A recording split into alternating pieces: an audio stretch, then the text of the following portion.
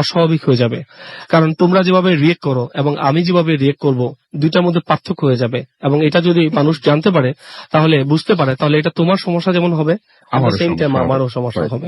তো এগুলা উনি বলার পরে অনেকদিন ওকে উনি দাবিয়ে রাখার চেষ্টা করলেন, কিন্তু একটা সময় ওর অনেক প্রেশার, জোরাজোরি, অনেক ইচ্ছার কাছে উনি পরাজিত হয়ে উনি বললেন যে আচ্ছা ঠিক আছে, সমস্যা নাই, তুমি আসো, বাট তোমার কিছু শর্ত আমার সাথে থাকতে হবে।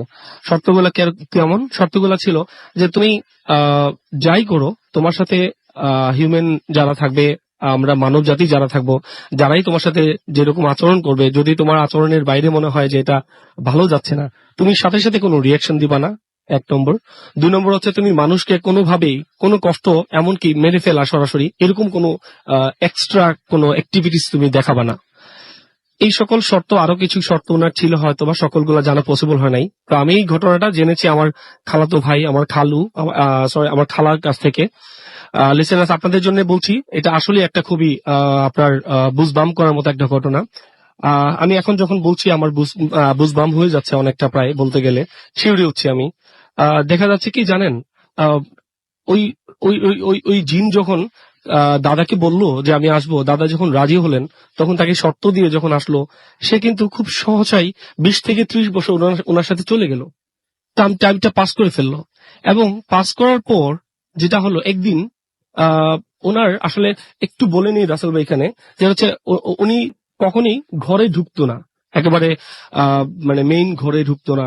উনি খাবার খেতে আসতো, এটাও ছিল রান্নাঘরের পিছনে একটা দরজায় বসে খেত। একটা নির্দিষ্ট প্লেস ছিল ওনার, সেই প্লেসে বসে উনি ওনার ভোজন করতেন।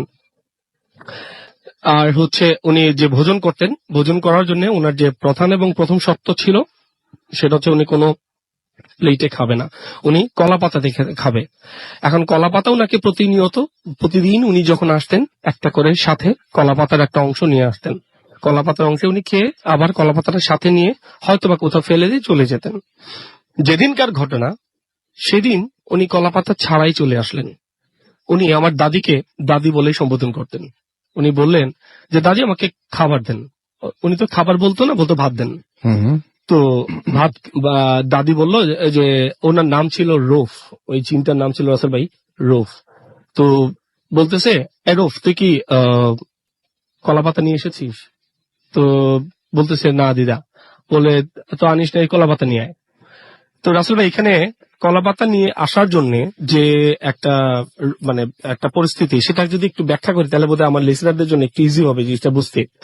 বিষয়টা হচ্ছে, আমার যে দাদার বাড়ির ডান পাশে হচ্ছে বিরাট বড় একটা বাঁশ ঝাড়, বাম পাশে হচ্ছে একটা বড় একটা ময়দান, খোলা ময়দান, যেখানে বিভিন্ন রবি ফসল টসল বোনা হতো।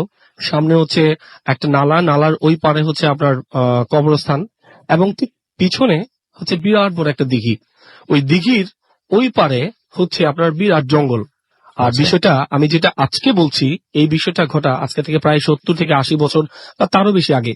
তো তখনকার যে জঙ্গল বা তখনকার যে পরিবেশ, সেটা আপনারা নিশ্চয়ই কল্পনা করতে পারছেন। আর এটা হচ্ছে একটা গ্রাম, একেবারেই গ্রাম, গহীন গ্রামের বিষয় ঘটনা। তো একটা মানুষ যদি, রাসেল ভাই, এই এই পার থেকে, দিঘির এই পার থেকে ওই পার পর্যন্ত হেঁটে গিয়ে কলা পাতা নিয়ে এসে বসে এটাকে মানে পরিষ্কার করে দিতে চায়, মিনিমাম 8 থেকে 10 মিনিট বা এরকম সময় লাগতে পারে। যদি কমেও আমি ফেলি, 8 মিনিট তো লাগবেই। কিন্তু উনি কি করলো, দাদু উনাকে বলার সাথে সাথেই দাদু খেয়াল করলেন, উনি কিছুক্ষণের মধ্যেই, এই 30 থেকে 40 সেকেন্ডের মধ্যে দেখলো যে উনি এসে বলতেছে দিদাকে যে নেন খাবার দেন, কলাপাতা নিয়ে আসছি। এর ফাঁকে একটা ঘটনা, মানে এই যে ঘটনাটা ঘটলো, এই ঘটনাটা কোনো না কোনো ভাবে আমার দিদা বুঝতে পারলেন যে ওনার যে সামনে উনি বসেন, যেখানে উনি বসেন, যে রান্নাঘর, সেই রান্নাঘরের ঠিক সামনে ওনার থাকে একটা আলমিরা, যে আলমিরাতে ওনার সকল গোছানোর বিষয়গুলা। ডান দিকে হচ্ছে একটা, আর তখনকার সময়ে রান্না হতো হচ্ছে মাটির মানে চুলাতে। তো চুলাটা ছিল ডান দিকে। আর হচ্ছে পশ্চিম দিকে ওনার ছিল হচ্ছে একটা জানালা। ওই জানালা দিয়ে উনি বাইরের সকল কিছু দেখতেন। যেটা হলো, উনি যখন তরকারিটা আলমিরা থেকে নিয়ে চুলাতে একটু গরম করার জন্য উদ্যত হলেন, উনি হঠাৎ করে ডান দিকে খেয়াল করেন। আবার ওই দিন একটা বিষয় ছিল, ওই দিন একটু ঝিরঝির বৃষ্টি হচ্ছিল।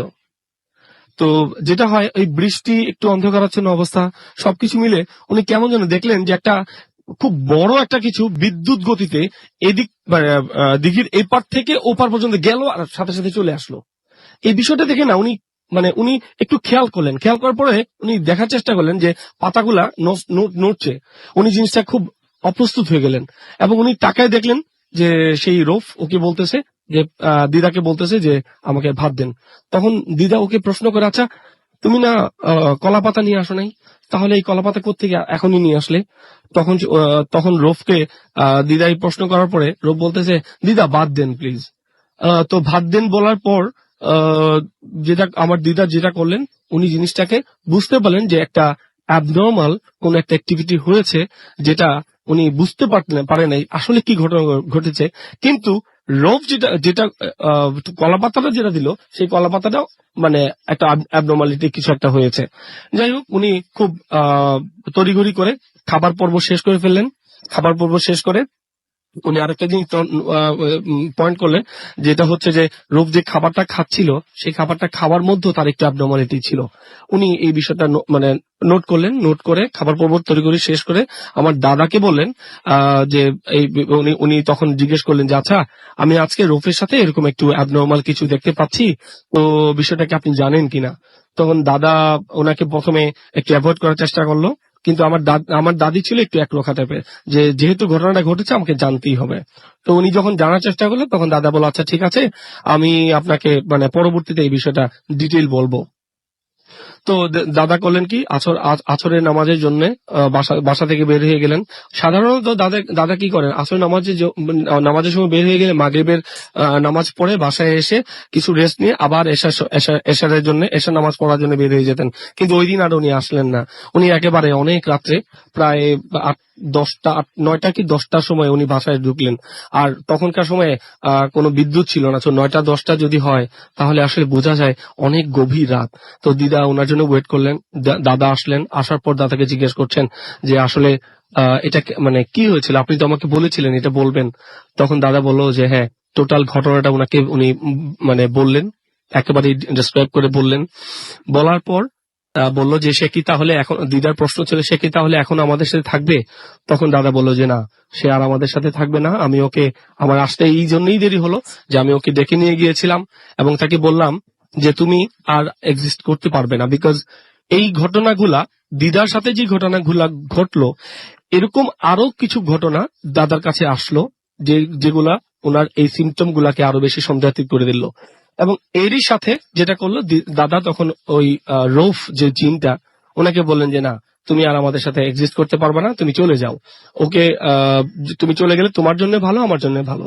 পরবর্তীতে যেটা দেখা গেল, দাদাকে সে রিকোয়েস্ট করলো আমি আপনার সাথে থেকে যাওয়ার জন্য, কিন্তু দাদা বললো না, তুমি থাকতে পারো না। তবে অনেক রিকোয়েস্ট করার কারণে যেটা হলো যে ওনাকে একটা পারমিশন দিলে যে তুমি আমার যে বাড়ি এবং আমার বাড়ির যে সীমানা, সেই সীমানার মধ্যে তোমাদের যে অদৃশ্য শক্তি হয়ে থাকার যে একটা বিষয়, সেইভাবে তুমি থাকতে পারো, কিন্তু একটা কিছু শর্ত সহ, কিন্তু তার থেকে বেশি সম্ভব না। তো তখন বললো যে কিছু শর্ত দিল। নাম্বার 1, সেটা হচ্ছে যে তুমি কোনো মানুষকে ক্ষতি করতে পারবে না, আর ক্ষতি সর্বোচ্চ যে ক্ষতি মানুষকে মেরে ফেলা, সেটা করতে পারবে না। কিন্তু এখনো রাসেল ভাই, সবচেয়ে আশ্চর্যের বিষয়, সেই জিনটা এখনো আছে এবং তার কিছু অ্যাক্টিভিটি এখনো লক্ষণ দেখা যায়। অনেক ধন্যবাদ আপনাকে আপনার ঘটনার জন্য। আমরা চলে যাব এসএমএস এ। আমি দেখতে পাচ্ছি যে আমাদেরকে অনেকেই নারায়ণগঞ্জ থেকে আমাদেরকে রোমান্টিক ভূত তিনি বলেছেন যে থ্যাঙ্কস নীলাঞ্জনা, আপনার ফার্স্ট স্টোরিটা অসাম ছিল এবং তিনি বলছেন যে পরের ঘটনাটা আরো ভালো হবে, সেটা তিনি আশা করছেন। রাব্বানি উত্তরা থেকে লিখেছেন প্রথম ঘটনাটা ভালো ছিল। মুন কুড়িগ্রাম থেকে লিখেছেন যে প্রথম স্টোরিটা ভালো ছিল। সিজান আমাদের এবং সাইফুল তারা আমাদের সাথে আছেন এবং তিনি বলছেন যে তারা সবাই মিলে শুনছেন আমাদেরকে। শরীফ নাটোর থেকে আমাদের এসএমএস করেছেন, ফার্স্ট স্টোরির অনেক প্রশংসা করেছেন তিনি। এছাড়া আমি দেখতে পাচ্ছি অনেকেই আমাদের এখানে এসএমএস করছেন এখনো। রিদওয়ান আমাদের এসএমএস করেছেন এবং তিনি বলেছেন যে এটা তার প্রথম এসএমএস এবং তিনি অনেক ভয় পাচ্ছেন। সুমন মোহাম্মদপুর থেকে লিখেছেন যে তার কাছে এই মুহূর্তে অবশ্য ভয় লাগছে না। সবুজ আমাদের টাঙ্গাইল থেকে লিখেছেন যে আমাদেরকে ব্যাকগ্রাউন্ড সাউন্ড একটু বাড়িয়ে দিতে বলছেন। ওকে, আমরা বাড়িয়ে দিব। আমাদেরকে ফ্রেন্ডলি সোহাগ লিখেছেন ফার্স্ট স্টোরিটা শুনে ভয় লেগেছে। ফয়সাল আমাদের এসএমএস করেছেন এবং এসএমএস করেছেন আমাদেরকে এমডি আকাশ মোহাম্মদপুর থেকে, পুরো ফ্যামিলি নিয়ে তিনি শুনছেন। রুবেল আমাদের লক্ষ্মীপুর থেকে এসএমএস করেছেন আমাদেরকে মৌমি ইসলাম, এছাড়াও জ্যাকলিন নাটোর থেকে এসএমএস করেছেন। সাব্বির তিনি আমাদের সাথে আছেন এবং শুনছেন। তামিম আমাদের পুলিশ লাইন ময়মনসিং থেকে এসএমএস করেছেন। এছাড়া ইশিকা রাজশাহী থেকে আমাদের এসএমএস করেছেন। সিদ্দিক এসএমএস করেছেন আমাদেরকে। আরজে নিলয় কুষ্টিয়া থেকে ফার্স্ট স্টোরিটা তার কাছেও ভালো লেগেছে। রনি আমাদের সিলেট থেকে জানিয়েছেন যে ফার্স্ট স্টোরিটা চরম ছিল। স্বর্ণা আমাদের এসএমএস করেছেন আরো অনেকে। আপনি যদি এসএমএস করতে চান, মোবাইলের মেসেজ অপশনে গিয়ে টাইপ করুন ফুর্তি, FORTI ফুর্তি, স্পেস দিয়ে লিখুন আপনার নাম, স্পেস দিয়ে আপনার মেসেজ পাঠিয়ে দিন 9840 নাম্বারে আমাদের সাথে। এছাড়াও দেখতে পাচ্ছি যে অনেকেই এই মুহূর্তে ফেসবুকেও রয়েছেন এবং ফেসবুকে বলেছেন যে ভাইয়া এই ঘটনাটা সে কোথা থেকে পেয়েছেন, মানে এখনকার ঘটনার কথা বলছেন না আগের ঘটনা বলছেন, সেটা একটু আমাকে একটু বলতে হবে। আচ্ছা, তিনি ভূত এফএম শুনছেন আমাদের এখানে। দেখতে পাচ্ছি যে সত্য প্রিয়া মজুমদার। এছাড়া আমাদের এখানে দেখতে পাচ্ছি SK সাকিব এবং তার কাছে দ্বিতীয় ঘটনাটা ভালো লেগেছে আমাদের কাছে দেখতে পাচ্ছি। এছাড়াও এখানে কমেন্ট করেছেন ফেসবুকে আসাদ এবং আমাদের এখানে কমেন্ট করেছেন দেখতে পাচ্ছি এমডি জীবন সহ আরো অনেকে। তো আপনারা যদি ফেসবুকে আসতে চান এবং ফেসবুকে আপনাদের মতামত জানাতে চান তাহলে চলে আসেন www.facebook.com/radio.furti, www.facebook.com/radio.furti। কোন ঘটনাটা ভালো লাগছে, কোন ঘটনাটা কেমন লাগছে সেটা জানিয়ে অবশ্যই আমাদের এসএমএস করতে ভুলবেন না। আমরা একটা ছোট্ট বিরতিতে যাব এবং বিরতির পরে আবারও ফিরে আসবো। সেই পর্যন্ত আশা করছি আপনারা সবাই আমাদের সঙ্গে থাকবেন। সো একটা ছোট্ট বিরতি নিতে হচ্ছে আমাদেরকে এবং ফিরে আসার পরে আমরা নীলাঞ্জনার বাকি স্টোরিগুলো শুনবো এবং কি ঘটেছিল সেটা জানবো। আপাতত বিরতি নিচ্ছি। স্টে টিউনড রেডিও ফুর্তি এন্ড ডোন্ট স্টপ দ্য ফুর্তি।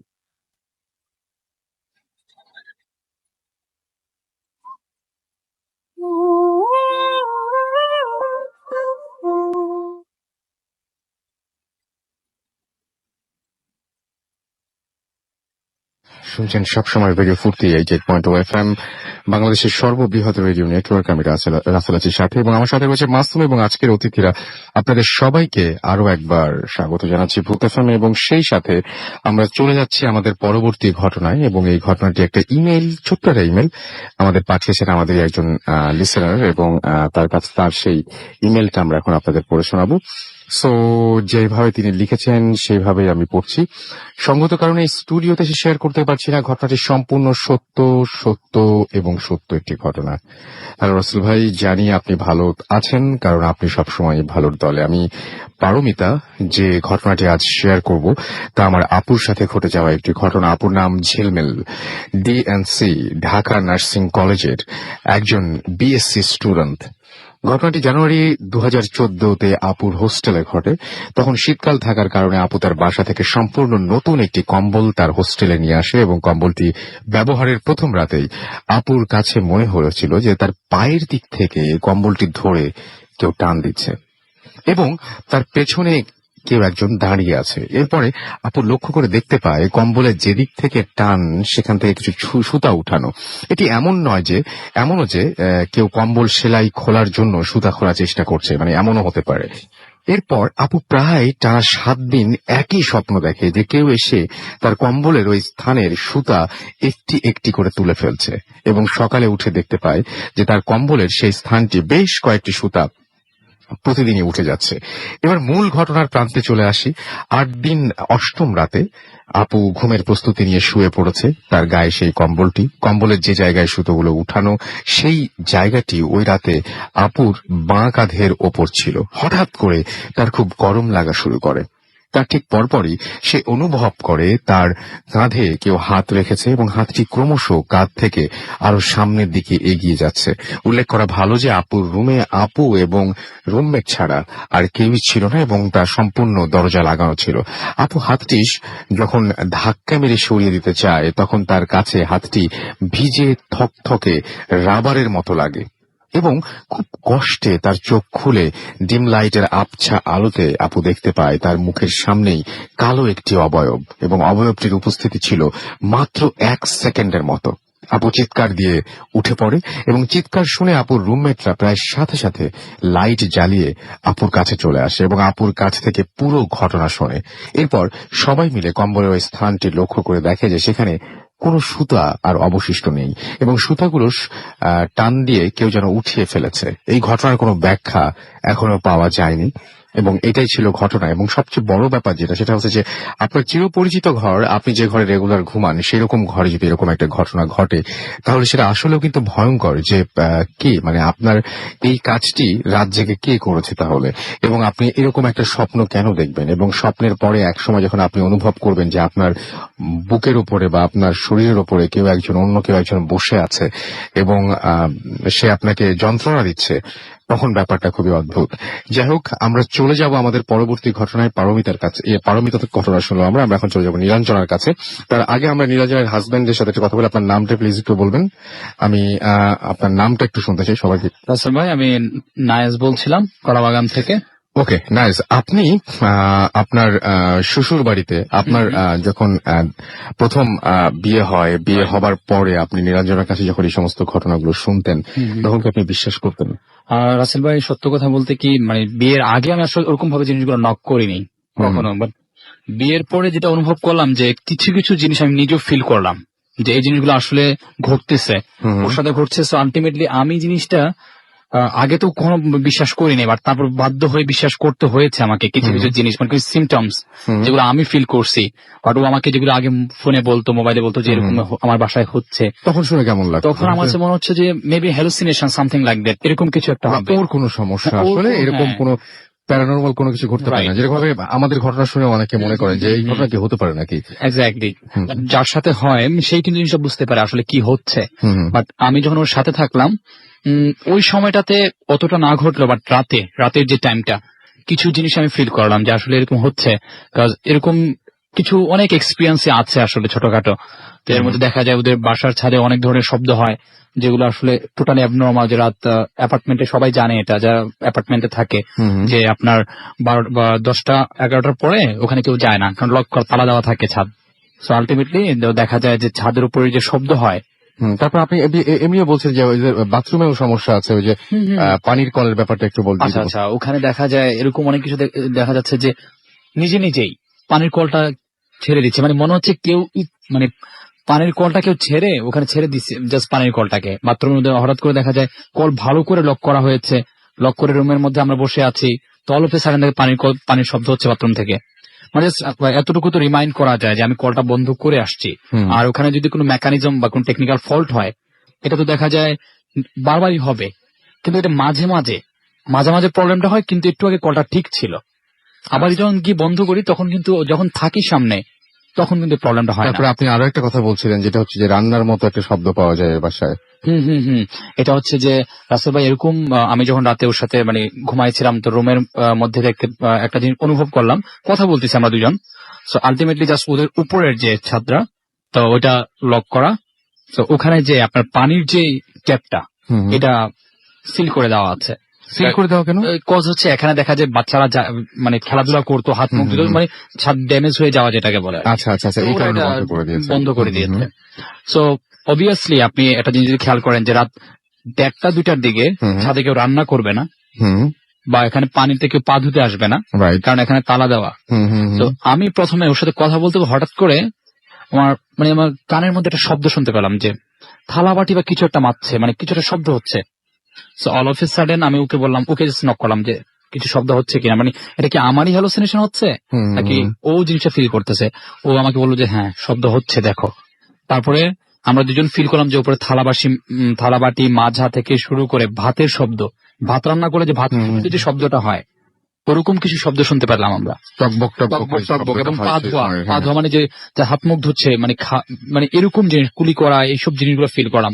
তার মানে আপনার তখন বিশ্বাস হয়ে গেছে অলরেডি যে এইখানে কোনো একটা ঝামেলা আছে। এবং ওর আব্বুকে আমি মানে গিয়ে জিজ্ঞাসা করে যে পাপা, মানে হাত এরকম শব্দ হয় কেন?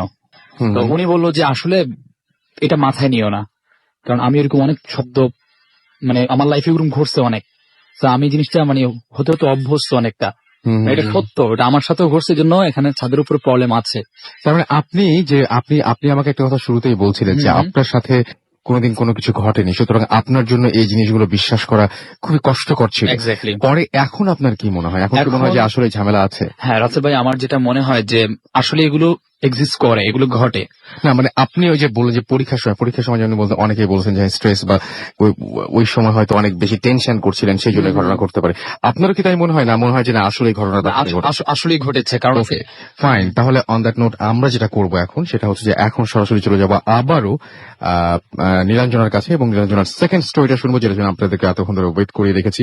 তাহলে আপনারা বুঝতে পারবেন যে কি ঘটনা ঘটে। আবারও বলবো, পুরো সিচুয়েশনটা যেখানে ঘটেছে, মানে পুরো সিচুয়েশনটা আপনি চিন্তা করুন এইভাবে যে আপনার চারপাশে আপনার যে ঘর, যে ঘরের মধ্যে এখন আপনি আছেন, যে ঘরে বসে বা যে ঘরে দাঁড়িয়ে বা যে ঘরে শুয়ে আপনি ভূত এফএম শুনছেন, সেই বাসা, বা আপনি যদি রাস্তাতেও থাকেন আপনি আপনার বাসাটাকে কল্পনা করেন যেখানে গিয়ে আজকে রাত্রে আপনাকে থাকতে হবে, এবং সেই জায়গাটা কল্পনা করে এই ঘটনাটা একটু মন দিয়ে শুনবেন।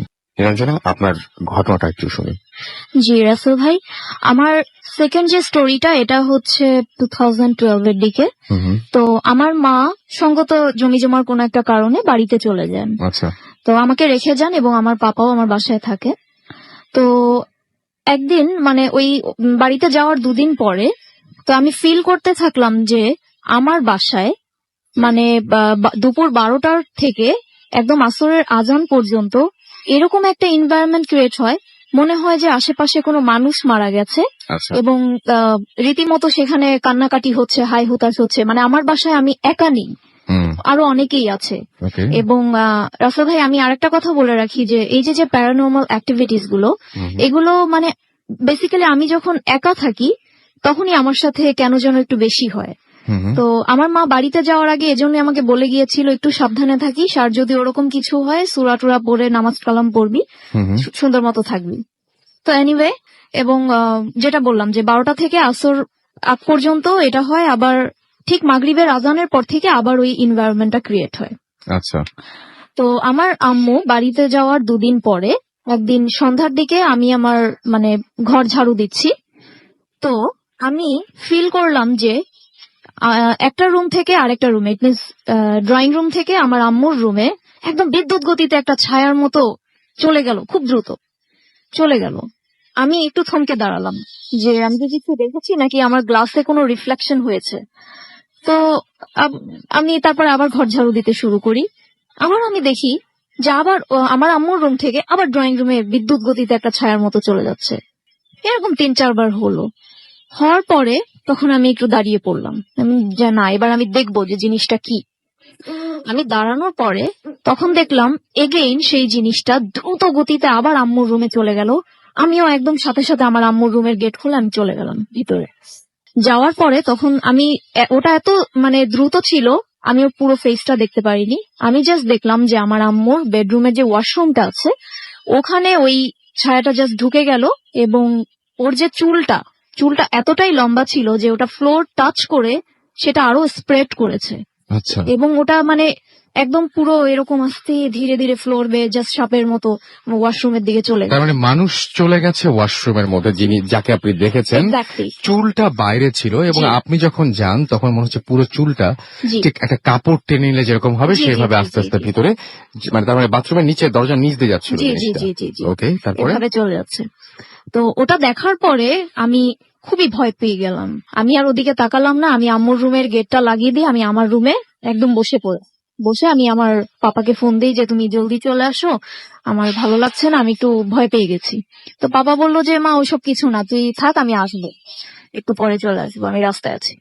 তো পাপা অ্যারাউন্ড 9:30টার দিকে চলে আসলো। তো আসার পরে জিজ্ঞেস করলো যে কি হয়েছে। আমি ওই বিষয়টাও তো বললাম কি না এমনি একা থাকি তো হয়তো ওরকম কিছু একটা হ্যালুসিনেশন হয়েছে। তো যাই হোক, আমরা ডিনার করে 11:30টার দিকে আমি শুয়ে পড়ি। এবং আরেকটু বলে নেই যে যেহেতু আমি একটু ভয় পেয়েছি, তো আমি আমার ডাইনিং রুমের যে লাইটটা ওটা জ্বালিয়ে রেখেছি এবং আমার রুমের ডোরটা আমি লাগিয়ে দিয়েছি যাতে করে আলোটা একটু আসে। তো আমি ঘুমিয়ে পড়েছি 11:30টায়। ঘুম তো এরকম 1:30-এর দিকে আর কি। আমি মানে আমার হাতের উপরে মাথাটা দিয়ে আমি শুয়ে আছি, ঘুমিয়ে আছি। হঠাৎ করে আমি ফিল করলাম যে কেউ আমার হাতের মধ্যে ঠাস করে একটা বাড়ি দিয়ে দৌড়ে পালিয়ে গেল। আমি না সাথে সাথে মানে উঠে বসে গিয়েছি খাটের উপরে, যে আরে কি ব্যাপার। পরে আর আমি তো মানে গ্লাস ছাড়া একটু ঝাপসা দেখি, তো আমি এই জন্য আশেপাশে মানে গ্লাসটা পরে আমি দেখলাম যে কি হলো, বাট আমি দেখলাম যে না কিছু না। তো আমি তো ওরকম ভয় পেয়ে গেলাম। তো যাই হোক শুয়ে পড়লাম, আল্লাহর নাম করে জিকির করতে করতে আমি শুয়ে পড়লাম। শুয়ে পড়ার ঠিক আধা ঘন্টা পরে যখন একটু চোখ লেগে এসছে, তখন আমি দেখলাম যে মশারির উপর থেকে একটা শ্যাডো আমার মুখের দিকে উকি দিচ্ছে। এবং মানে রেড তার চোখ, মানে ইটস জাস্ট লাইক যে ওটা মানে গ্লিটারিং আইজ এরকম মনে হচ্ছে, এরকম আমাকে দেখছে। আমি তাকানোর সাথে সাথে আমি বুঝতে পারছিলাম না যে আমি এটা স্বপ্নে দেখছি নাকি এটা আসলেই হচ্ছে আমার সাথে। আমি না চিৎকার করতে পারছি, না আমি লাইট জ্বালাতে পারছি, আমি জাস্ট শুয়ে তার দিকে তাকিয়ে আছি। এবং জিনিসটা জাস্ট ওই যে যেরকম লাইট অন অফ হয় ব্লিঙ্ক করে, ঠিক সেরকম একবার ব্লিঙ্ক করে আমার বুক সেলফের উপর এরকম বসে আছে, আবার আমার বুক সেলফের পাশে দাঁড়িয়ে থাকে, আবার গেটের কাছে যায়, আবার আলমারির কাছে যায়, এরকম সে আমাকে মানে পুরোটা মানে পাগলের মতো করে ফেলেছে। ইন বিটুইন আমি ফিল করলাম আমার যে রুমটা, ওই রুমের পাশেই আমার একটা ড্রেসিং রুম আছে, ওখানে আমার ড্রেসিং টেবিল সব রাখা। আমি ফিল করলাম যে কেউ চুল আছড়াচ্ছে। তো মানে এটা খেয়াল করবেন যে চুল আছড়ানোর সময় কিন্তু একটা ঘস ঘস ঘস আওয়াজ হয়, এবং ওই আওয়াজটা খুব শার্প ছিল, আমি শুনতে পাচ্ছি অনেক জোরে। তো আমি আস্তে করে উঠলাম, এবং যেহেতু আবছা একটু আলো, তো আমি আস্তে করে উঠে আমার ওই ড্রেসিং রুমের দরজার যে কোণাটা আছে পিছনের থেকে আমি একটু উকি দিলাম যে কি জিনিসটা। রাসেল ভাই, আমি দেখলাম যে অ্যারাউন্ড 7 থেকে 7.5 ফিট টল একটা মহিলা, এবং তার গায়ের মানে কালো কাপড় পরা, আর মনে হচ্ছিল যে তার পাটা পিছনের দিকে, এবং চুলগুলো তার সম্পূর্ণ সামনে, বাট সে এতটাই টল ছিল যে মিররে আমি তার চেহারা দেখতে পাচ্ছিলাম না, এবং সে তার ব্রাশ মানে হেয়ারটাকে ব্রাশ করছে, আছড়াচ্ছে। আচ্ছা, আমি ওটা দেখার পরে, আমাকে তো তার দেখার কথা না, বাট ইভেন দো সে আমাকে জিজ্ঞেস করলো কি এটা বললো, বলার এইটুকুই, হ্যাঁ, এবং ভয়েসটা মানে খুব নাকে নাকে ছিল, মানে এটা আসলে না শুনলে কেউ ইয়ে করতে পারবে না, রিয়েলাইজ করতে পারবে না। ওটা শোনার পরে আমি যে পাপা বলে একটা চিৎকার করলাম, সে সাথে সাথে দৌড়ে এসে আমার রুমের কাছে যখন দাঁড়ালো, আমাকে জাস্ট আমি মানে সেন্সলেস এর মতো অবস্থা, আমাকে সে ধরলো এবং সে রিয়েলাইজ করলো যে আমার যে হেয়ার ব্রাশটা সেটা ঠপ করে নিচের দিকে পড়ে গেছে। তখনই পাপা আমার বুঝে গেছে যে না, এখানে নিশ্চয়ই কোনো একটা কিছু হয়েছে। সে সাথে সাথে আমাকে ধরে নিয়ে বিছানায় শুয়ে দিল, এবং ওই রাতে আমার ঘুম হয়নি, এবং পাপা সারা রাত আমার সাথে ছিল। আমরা আল্লাহ বিল্লাহ করতে করতে সারা রাতটা ওভাবেই খুব ভয়ে ভয়ে রাসেল ভাই পার করেছি। তো এটাই ছিল আমার সেকেন্ড স্টোরি। অনেক ধন্যবাদ আপনাকে আপনার এই চমৎকার ঘটনার জন্য, এবং আমরা মানে অসম্ভব সুন্দর একটা ঘটনা শুনলাম, অসম্ভব ভয়ের একটা ঘটনা শুনলাম, এবং আশা করছি আপনাদের সবারও ভালো লেগেছে। এবং সবচেয়ে বড় কথা হচ্ছে সেইটাই যে আপনার যদি হঠাৎ করে এরকম মানে আপনার যদি এরকম একটা এক্সপিরিয়েন্স হয়, আপনার সেই চিরপরিচিত বাসে, আমরা এমনিতে ঘর এবং ওয়াশরুম নিয়ে অনেক ঘটনা শুনেছি, কিন্তু এই ঘটনাটা অনেক অনেক অনেক বেশি স্পেশাল ছিল। দেখি আপনাদের কেমন লেগেছে। আমি দেখতে পাচ্ছি যে অনেকেই আমাদের কিন্তু SMS করে জানাচ্ছেন, এবং অনেকেই আমাদেরকে জানিয়ে দিচ্ছেন সেটা।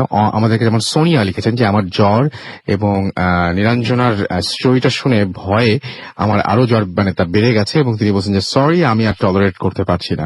সুমন আমাদের SMS করেছেন, এবং তিনি বলছেন যে ফার্স্ট যে ঘটনাটা তার কাছে অসম্ভব ভালো লেগেছে। আপনার কাছে এই ঘটনাটা কেমন লেগেছে যদি আমাদের একটু বলতেন। মামুন গাজীপুর থেকে আমাদের SMS করেছেন, এবং তিনি বলেছেন বরাবরই আমি এবং আমার খালাতো ভাই ফরিদ একসঙ্গে বসে আমরা ভূত FM শুনি, এবং সেটা পুকুর পাড়ে বসে আমরা শুনি। তো আজকেও তার ব্যতিক্রম নয়, তিনি শুনছেন। এবং আমাদেরকে দেখতে পাচ্ছি রনি সিলেট থেকে SMS করেছেন, এবং নীলাঞ্জনার সেকেন্ড স্টোরিটাও চরম লেগেছে তার কাছে। স্পেস রূপা সাভার থেকে আমাদের SMS করেছেন, আমাদেরকে SMS করেছেন দেখতে পাচ্ছি রাইসুল ফ্রম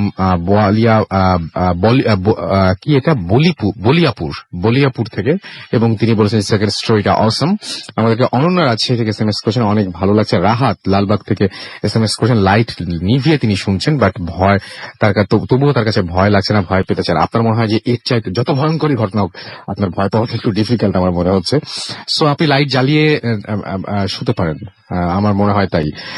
আর আমাদেরকে তাসভির SMS করেছেন জেল রোড থেকে, ময়মনসিং থেকে, এবং আমাদেরকে তিনি বলছেন স্টুডিও থেকে লাইট অফ, জানালা খোলা না ভাই, স্টুডিওতে লাইট অফ করলে এবং জানালা খুললে একটু ডিফিকাল্ট আমাদের জন্য এইভাবে শো করা। সো আমরা লাইট জ্বালিয়ে রেখেছি এবং জানালা বন্ধই আছে।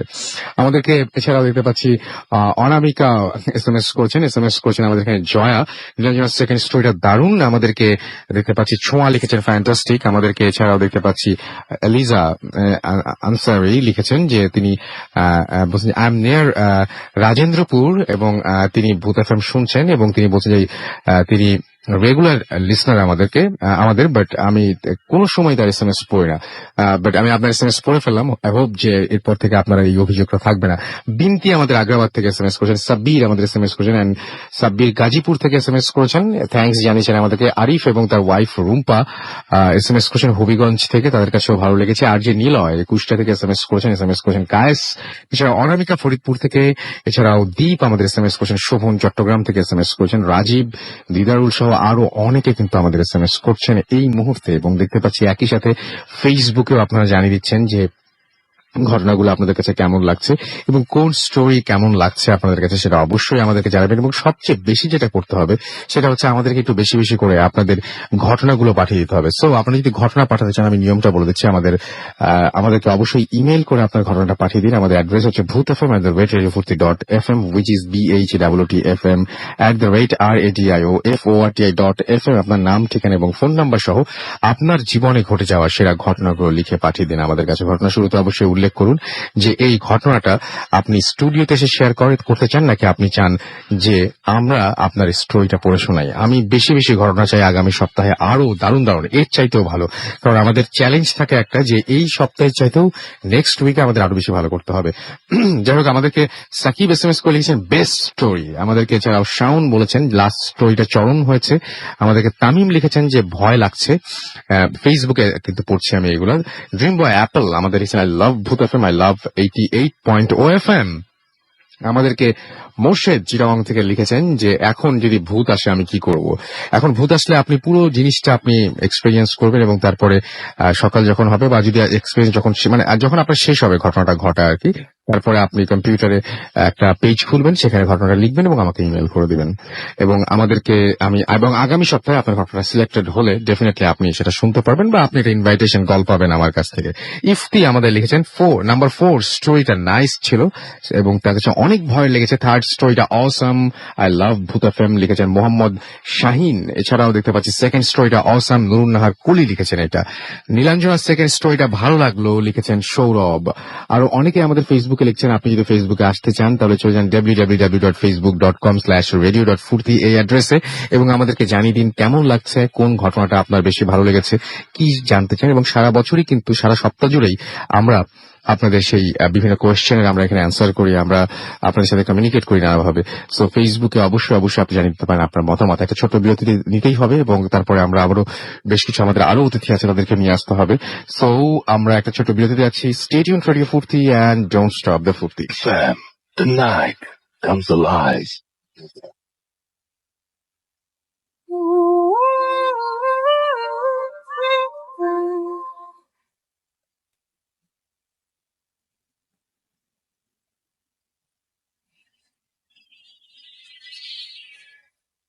আসসালামু আলাইকুম রাসেল ভাই, জানতে চাইবো না কেমন আছেন, কারণ আমি জানি সবসময় আপনি ভালো থাকেন। আমি মোহাম্মদ শাহিন আলম, ঝিনাইদহ জেলার মহেশপুর উপজেলার আলমপুর গ্রামে আমার বাড়ি। আমি একজন দৃষ্টি প্রতিবন্ধী, আমি ইন্টারমিডিয়েট পরীক্ষা দিচ্ছি। আপনাদের সাথে যে ঘটনাটি শেয়ার করব সেই ঘটনাটি আমার বন্ধুর চাচার সাথে ঘটে যাওয়া একটি ঘটনা এবং ঘটনাটি ঘটেছিল 80-এর দশকে। আমি ঘটনাটি নিজের ভাষায় বলছি। চাচা ভ্যান চালাতেন এবং প্রতিটি রাতেই সে মহেশপুর উপজেলা থেকেই কাঁচামালের টিপ নিয়ে কোটচাঁদপুর উপজেলায় যেত এবং প্রতিদিনই তাকে যেতে হতো। একদিন ফেরার পথে কিছু দূর যাওয়ার পরে দেখলো 3জন লোক দাঁড়িয়ে আছে এবং চাচাকে বললো, ভাই দাঁড়াও। দাঁড়ানোর পরে 3জন লোক বলছে যে, ভাই আমরা তো খুব বিপদে পড়েছি, আমাদের সাথে একটা লাশ আছে, এত রাত্রিবেলা কোথাও কোনো গাড়ি টাড়ি পাইনি, আমাদের যদি একটু হেল্প করো, আমাদের লাশটা বাসায় পৌঁছে দিতে হবে, আমাদেরকে যে করেই হোক তোমাকে এই হেল্পটা করাই লাগবে। চাচা রাজি হচ্ছিলেন না, কিন্তু অধিক টাকার লোভে চাচা রাজি হলেন। বলেন ঠিক আছে, তাহলে লাশটা আপনার ভ্যানে তোলেন এবং চলেন। চাচা এই বলে লাশ ভ্যানে তুলে নিলেন এবং রওনা করলেন। এবং রওনা করার কিছুক্ষণ পর পেছন থেকে তিনি কোনো আওয়াজ শুনতেছিলেন না, কারণ এতক্ষণ উনি শুনছিলেন যে 3জন মানুষ বসেছিল, সেই 3জন মানুষের কথোপকথন। কিন্তু কিছুক্ষণ পরে সেটা থেমে যায়। আর ভ্যান থেকে আপনার এরকম একটা খটমট আওয়াজ শুনতে পাচ্ছিল। চাচা দাঁড়ালেন। দাঁড়িয়ে যেটা দেখলেন তা দেখার জন্য কখনই চাচা প্রস্তুত ছিলেন না। চাচা দেখলেন লাশটা আস্তে আস্তে উঠে বসছে এবং কাফনে মরানো কাফনটা আস্তে আস্তে খুলছে।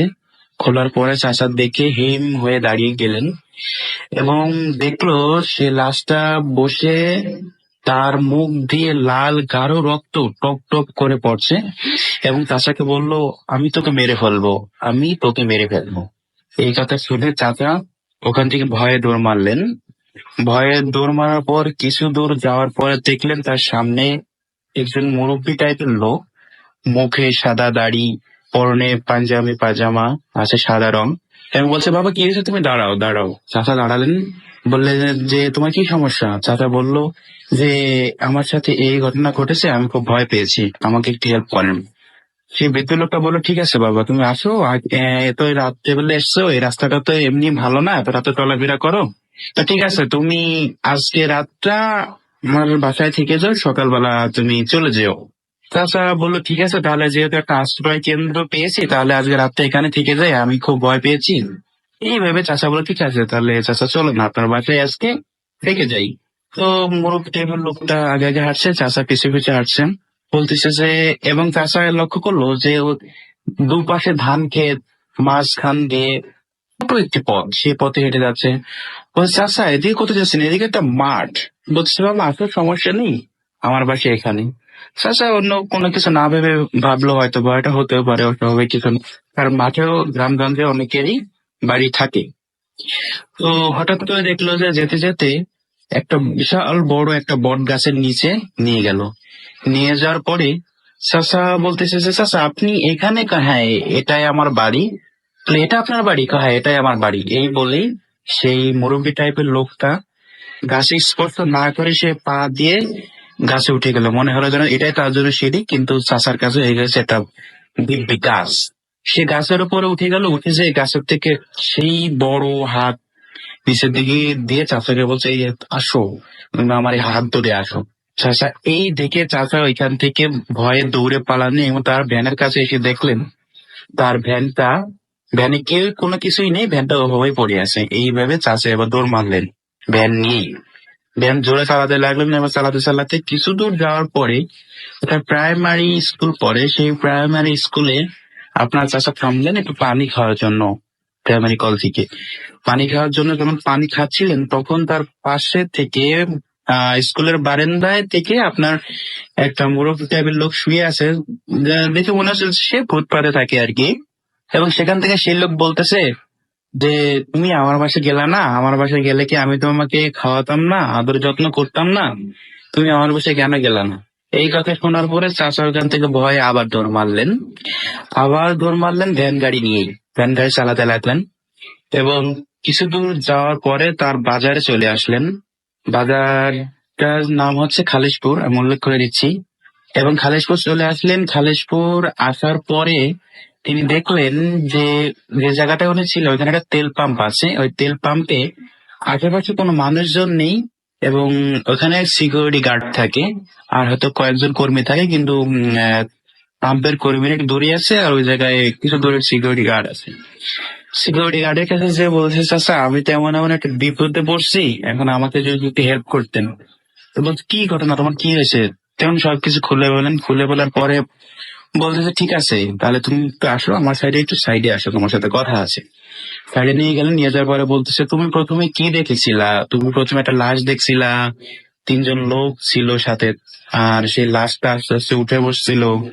উঠে বসার পরে তুমি দেখলা যে সেই লাশের মুখ দিয়ে লাল রক্ত টপ টপ করে পড়ছে এবং তোমাকে সে লাস্টটা বলেছে যে তোমাকে আমি মেরে ফেলবো, এই টাইপের কোনো কথাবার্তা কিছু বলছিল, তাই না? বলছে হ্যাঁ।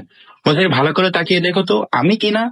চাচা তাকিয়ে দেখলেন, হ্যাঁ সেই লাশটা তার সামনে দাঁড়িয়ে আছে এবং এতক্ষণ যার সাথে কথা বলতেছিল সেই লাশটা।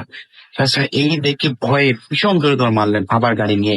খুব কষ্ট পাচ্ছিলেন এবং তার এখন খুব কষ্ট হচ্ছে লাশকে। যার কিছুক্ষণ পরে ওইখানে একটা পুকুর মতন আছে, পুকুরে ওইখানে যাওয়ার পরে পুকুরে কিছু লোক অজু করতেছিল আর বলতেছিল যে বাবা তুমি দাঁড়াও, তুমি দাঁড়াও, আমরা ভ্যানে যাব। কিন্তু চাচা ভাবলেন যে না, এতটুকু ঘটনা যেহেতু তিন চারবার ঘটনা আমার সাথে হয়ে গেছে, এখন আর দাঁড়ানো যাবে না, এটাও হয়তো কোনো সমস্যা হতে পারে। তো চাচা এইভাবেই যেতে লাগলেন। কিছু দূর যাওয়ার পরে দেখলেন যে তার এক প্রতিবেশী চাচা সামনে দাঁড়িয়ে আছে। চাচা বলতেছে যে এই দাঁড়া দাঁড়া দাঁড়াও। তো বলতেছে যে হ্যাঁ চাচা তুমি এখানে? বলতেছে হ্যাঁ আমি একটু বাজারে আসছিলাম, তো ওরা যেতে যেতে রাত হয়ে গেছে, তো চলো যাই ভ্যানে যাবো। ঠিক আছে চাচা ওঠেন। এবং উঠতে উঠতে যাওয়ার পরে এক গোরস্থান বাদে, গোরস্থানের ওইখানে যাওয়ার পরে ওনার ওই কথাটা মনে পড়লো যে চাচাকে 3 মাস আগে মারা গেল, এটা তো কখনই আমার চাচা না। এই ভেবেই উনি গোরস্থানের সম্মুখে গাড়িটা রেখে ওনার ভ্যানের নিচে রড রাখা ছিল এক বাস্তায়, আমরা গ্রাম অঞ্চলে এটাকে অনেকে ঝোলা বা থইলা যাই কিছু বলি না কেন, সেটা রাখে আর কি। সেখান থেকে এক রড বের করে উনি ভ্যান গাড়ি রেখেই দৌড় মারে। ভ্যান গাড়ি রেখে দৌড় মারে এবং বলে যে আমি আমার এলাকায় চলে আসছি, তুই আমাকে আর কিছুই করতে পারবি না। তখন পেছন থেকে একটা আওয়াজ আসে যে হ্যাঁ তোকে অনেক কিছু করতাম, তোকে আজকে ঠেকাতাম, তোকে আজকে মেরেই ফেলতাম, আজকেই শেষ করে দিতাম, কিন্তু তুই সাহস দেখালি, তুই রড বের করলি, তাই তুই বেঁচে গেলি আজকের মতো, তোকে অন্যদিন দেখে নেবো। এই কথা বলার পর চাষা দৌড়িয়ে এসে তার বাড়িতে পড়ে এক চিৎকার দিয়ে পুরো সেন্সলেস হয়ে যাওয়ার পরে তখন তার বাসার লোকজন তাকে পানি টানি ঢেলে তার জ্ঞান ফেরায়। জ্ঞান ফেরানোর পরে চাচা বলে সবাইকে এই ঘটনা খুলে বলে। খুলে বলার পরে অনেক কবিরাজ ওঝা আসে, কিন্তু কোনো কাজ হচ্ছিল না। একদিনকে রাত্রিবেলা চাচাকে স্বপ্নে দেখালো, যে লোকগুলো পুকুরে অজু করতেছিল তারা স্বপ্নে দেখালো যে বাবা তুমি যে ওইখান দিয়ে আসতেছিলা, ওইখানে অনেক আগে একটা গাছ আছে, কদম ফুল গাছ, ওই গাছটার ভিতরে একটা মানুষ মারা গেছিল এবং ওখান থেকেই তোমাকে কিছু বদ জিন তোমার পিছু নিয়েছি। আমি অনেক চেষ্টা করেছিলাম তোমাকে বাঁচানোর জন্য, কিন্তু পারিনি, তোমাকে হেল্প করতে পারিনি, কারণ ওদের সাথে আমি পেরে উঠি নাই। আর যখন তোমাকে আমি বলেছিলাম যে বাবা তুমি দাঁড়াও আমি তোমার সাথে যাবো, অজু করতেছিলাম, ওই সময় যদি তুমি আমাদেরকে নিতা তাহলে ওরা তোমাদের কাছে আসতে পারতো না, আমরা তোমাকে খুব সুন্দরভাবে তোমাকে বাসায় পৌঁছে দিতাম। কিন্তু তুমি আমাদের নেওনি, তাই তোমাকে হেল্প করতে পারলাম না বাবা।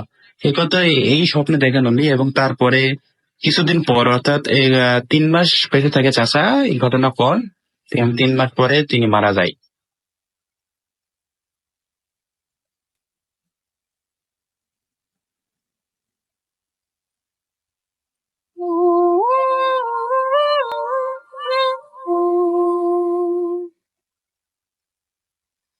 Welcome back. ঘড়িতে সময় রাত 1:05। আমি রাফেলের সাথে, আমার সাথে রয়েছে মাসুম এবং আজকের অতিথিরা। আপনাদের সবাইকে আরো একবার স্বাগত জানাচ্ছি ভূত এফএম এ এবং আশা করছি আপনারা এনজয় করছেন। এবং একটু আগে যে ঘটনাটা শুনলাম সেই ঘটনা সবচেয়ে বড় স্পেশালিটি হচ্ছে যে ঘটনাটি যার কাছ থেকে শুনলাম তিনি একজন দৃষ্টি প্রতিবন্ধী। তিনি তার পক্ষে সচক্ষে কোনো কিছু এক্সপেরিয়েন্স করা সম্ভব না, তিনি যে ঘটনাটি শুনেছেন সেই ঘটনাটি তার মতো করে বলেছেন, সেই কারণে আমরা ক্লিপটা প্লে করলাম। আশা করছি আপনাদের সবার ভালো লেগেছে। আমরা পরবর্তী যে ঘটনাটিতে যাব সেটি একটা ঘটনা যেটা ইমেইল আমাদের লিখেছেন আমাদেরই একজন লিসেনার, এবং যেভাবে লিখেছেন সেভাবেই পড়ছি। হ্যালো রাসেল ভাই, আমি মাঝেহার সিলেটে থাকি। গত সপ্তাহে আমার লেখা ঘটনাটি শেয়ার করার জন্য আপনাকে অসংখ্য ধন্যবাদ। এটা মনে হয় গত সপ্তাহ মানে এই সপ্তাহের কথা বলছেন না, তার আগের কথা বলছেন। স্টুডিওতে আসা সম্ভব নয় বলে লিখে পাঠালাম। এই ঘটনাটিও আমার আরেক ফ্রেন্ডকে নিয়ে, তার নাম ইয়াসির। আগে তার সম্পর্কে একটু বলে নেই। ইয়াসির খুব বাস্তববাদী একজন মানুষ। যতক্ষণ পর্যন্ত সে নিজের চোখে কোনো কিছু না দেখে ততক্ষণ পর্যন্ত কোনো কিছুকেই সে বিশ্বাস করে না। ভূত প্রেত একেবারেই নয়। ভূত প্রেত নিয়ে তার সাথে প্রায়ই আমাদের অনেক তর্ক বিতর্ক হয়। তার বাসা সিলেটের উপশহরে মেন্দিবাগ নামের একটা জায়গায়, এবং বাসাটা মেইন রোড থেকে একটু ভেতরে। বাসা থেকে বের হতে সরল একটা গড়ি পেরিয়ে তারপর মেইন রোডের রাস্তায় আসতে হয়। এবার চলে আসি মূল ঘটনায়। তার ঘটনাটি আমি আমার মতো করে বলছি, এবং ফোনে কথা বলছি রাত তখন 2:15। সময়টা এত দিয়ে বলছি কারণ একটু আগে মোবাইলের ঘড়ির টাইমটা দেখি, তো ফোনে কথা বলছি। আমাদের সরু গরুটা দিয়ে হাঁটছি। গলির অপর প্রান্তে দুইটি বিড়াল ভয়ঙ্কর ভাবে মারামারি করছিল। এত রাতে দুইটি বিড়াল মারামারি করছে দেখে খানিকটা অবাক হলাম। তাদের মারামারি ভাঙানোর জন্য তাদের দিকে একটা পাথর ছুঁড়ে মারলাম। ঠিক তখনই বিকট একটা বিভৎস চিৎকার শুনতে পেলাম। কণ্ঠটা ছিল মেয়েলি আওয়াজের। খুবই ঘাবড়ে গেলাম, এবং এরকম চিৎকার আমি আগে জীবনে শুনিনি। মনে হলো কে যেন প্রচন্ড আর্তনাদ করে চিৎকার করলো। চিৎকারের আওয়াজটা আসছে মেইন রোড থেকে। এখানে একটা কথা বলে রাখি, যার সাথে কথা বলছিলাম সেও কিন্তু আওয়াজটা শোনে এবং আমাকে জিজ্ঞেস করেছিল কিসের আওয়াজ। বললাম মেইন রোড থেকে আসছে, দাঁড়াও দেখে আসি। কথা বলতে বলতে যখন রাস্তায় আসলাম তখন দেখলাম পুরো রাস্তাটা ফাঁকা, কোনো গাড়ি নেই, মানুষজন নেই। অনেক খোঁজাখুঁজির পর কিছু না পেয়ে যখন বাসায় ফিরবো, ঠিক তখন চোখটা পড়ার রাস্তায় মানে অন্য পাশের পাশে থাকা একটা গোরস্থানের দিকে, এবং গোরস্থানের ল্যাম্প পোস্টের নিচে কেউ একজন বসে আছে। পুরুষ না মহিলা তা বোঝার কোনো উপায় নেই, কারণ তার পুরো শরীরটা কি যেন একটা দিয়ে ঢাকা ছিল। যত সময় আমার ফোনে কথা বলা শেষ, বাসায় ফিরবো, কিন্তু এরপর আমি যা দেখলাম আমার লাইফে এরকম কোনো কিছু আর দেখিনি। দেখলাম সেই মানুষটি একটি লাঠির ওপর ভর করে ওঠে এবং আস্তে আস্তে হাঁটতে হাঁটতে রাস্তার ঠিক মাঝখানে এসে দাঁড়ায় এবং হাতের লাঠিটা সামনের দিকে উঁচু করে ধরে। আমি পাগল ভেবে তার কাণ্ড কারখানা দেখতে লাগলাম। ঠিক তখন রাস্তা দিয়ে আমার পাথর বোঝায় একটা ট্রাক আসছিল, এবং গাড়ির গতিটা রাস্তা ফাঁকা থাকার কারণে অনেক বেশি ছিল। মনে করছিলাম যে ট্রাকটা আসছে দেখে হয়তো পাগলটা ভয়ে সরে যাবে, কিন্তু না, সে একইভাবে লাঠি উঁচু করে ট্রাকের দিকে তাকিয়ে আসছে। একবার দেখলাম ট্রাক ড্রাইভারটাও তার গতি কমাচ্ছে না। ভাবলাম এই কি করছে, গতি না কমালে তো ভয়ঙ্কর অ্যাক্সিডেন্ট হবে। ড্রাইভারও তার গতি কমাচ্ছে না, পাগলটা তার জায়গা থেকেও সরছে না। ট্রাক আর মানুষের দূরত্ব যখন 2 হাত হবে তখন সেই বিভৎস চিৎকারটা আবারও শুনলাম। অ্যাক্সিডেন্ট হয়েছে ভেবে যখন দৌড় দিলাম, সাথে সাথে আমার পাটা একাই থেমে গেল। এর কারণ আমি যা দেখছিলাম সেটা কোনোদিনই ভোলার নয়। দেখলাম সেই মহিলাটি ঠিক আগের মতোই লাঠি উঁচু করে রাস্তার উপরে দাঁড়িয়ে আছে। পুরো শরীর পুরোটা একটা গাড়ি ভেদ করে চলে গেছে, এবং নিজের চোখকে বিশ্বাস করতে পারছিলাম না, এবং বিশ্বাস করার কথাও না, কারণ 5 টন ওজনের একটা ট্রাক যদি কারো ওপর দিয়ে চলে যায় তাহলে তার বডি এত সময় রাস্তায় মানে পড়ে থাকার কথা, কিন্তু না, সে দাঁড়িয়ে আছে। মহিলাটি এবার ঘুরে দাঁড়ালো এবং আস্তে আস্তে আগের জায়গায় গিয়ে বসে পড়লো। ভয়ে নড়তে পারছি না, বাসায় ফেরার মতো শক্তিটুকু নেই, ভয় বেশি পাবো বলে সাথে সাথে ব্যাখ্যা খুঁজতে লাগলাম, কিন্তু আমার সব ব্যাখ্যা মাটি হয়ে গেল। এরপর যা দেখলাম আমি যেন মানে ভূত প্রেত আত্মা জিন বা কোনো প্যারানরমাল জিনিস কিন্তু সলিড হয় না, কিন্তু এদের কোনো ছায়া পড়ে না, কিন্তু আমার সামনে যিনি বসে আছেন ল্যাম্প পোস্ট আলোয় তার ছায়া পড়ছিল। এবং এটাও মনে পড়লো যে যখন ট্রাকের হেডলাইটের আলো মহিলাকে উপর দিয়ে যায় তখন তার ছায়াটি কিন্তু রাস্তার উপর পড়েছিল। এবং আমি এটা যাই হোক, মানুষ হতে পারে না। যদি মানুষ হতো তাহলে অবশ্যই ট্রাক ড্রাইভার তাকে দেখে ব্রেক করতো। বুঝতে আর বাকি থাকলো না যে ট্রাক ড্রাইভার তার গাড়ির স্পিড কমায়নি। আমার মস্তিষ্ক আমাকে বারবার ওখান থেকে যেতে বলছে, কিন্তু আমি নড়তে পারছি না। পা দুটো মনে হচ্ছিল তখন পুরো অবশ হয়ে গেছে। আমি কোনোভাবে বাসার দরজার সামনে এসে মা বলে একটা চিৎকার দিয়েই সেন্সলেস হয়ে যাই। এরপর অবশ্যই এই বিষয় নিয়ে কারোর সাথে কোনো কথা বলিনি। আমি কি দেখেছি, কেন দেখেছি জানা নাই।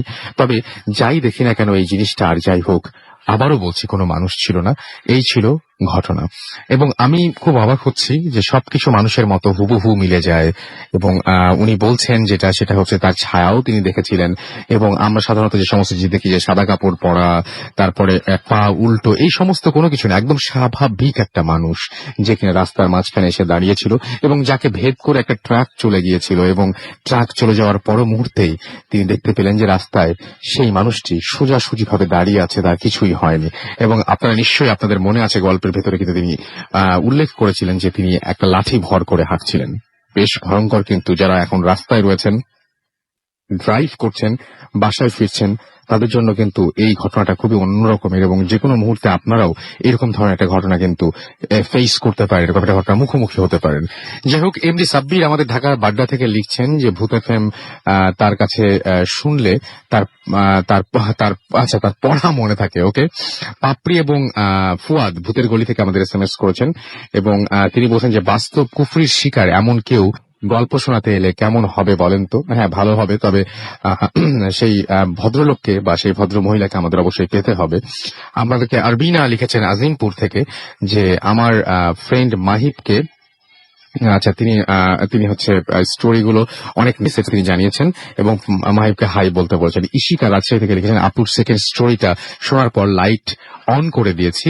আমাদেরকে এমডি নিলয় না আমাদের এনকে নিলয় কুষ্টিয়া থেকে লিখেছেন, তিনি এবং তার ফ্রেন্ড তাদের একটা হন্টেড স্টোরি রয়েছে, কি করবেন bhuthfm@radio50.fm, এটা হচ্ছে আমাদের অ্যাড্রেস। এই অ্যাড্রেসে আপনি কিন্তু যে কোনো সময়ই আপনার ঘটনাটা পাঠিয়ে দিতে পারেন, এবং যদি এই উইকেই পাঠান নেক্সট উইকে সেটা পড়ার বা আপনাকে ফাইট করার একটা সুযোগ চলে আসতে পারে। আমাদের কবি ফারুক খান লিখেছেন নাটোর থেকে যে অডিও ক্লিপটা তিনি বলছেন যে তার কাছে মনে হয় অতটা ভালো লাগেনি, এবং আমাদেরকে তিনি বলেছেন যে আমি শুধুমাত্র এই অডিও ক্লিপটি যে কারণে সিলেক্ট করছি আপনার প্রশ্নের উত্তর দেই, সেটা হচ্ছে যে যিনি পাঠিয়েছেন তিনি একজন দৃষ্টি প্রতিবন্ধী, এবং তার কাছে আমরা ভূত এফএমে অনেকের কাছ থেকে ঘটনা শুনেছি, কিন্তু একজন দৃষ্টি প্রতিবন্ধীর এই ঘটনাটা কেমন লাগে, তিনি কিভাবে বলেন, সেটা কিন্তু আমাদের জানা ছিল না। সুতরাং সেই কারণেই আমরা এই ঘটনাটি প্লে করলাম। তাবাসসুম আমাদেরকে এসএমএস করেছেন, এবং এটা তার ফার্স্ট এসএমএস, এবং লাস্ট স্টোরিটা তার কাছে অনেক দারুণ লেগেছে।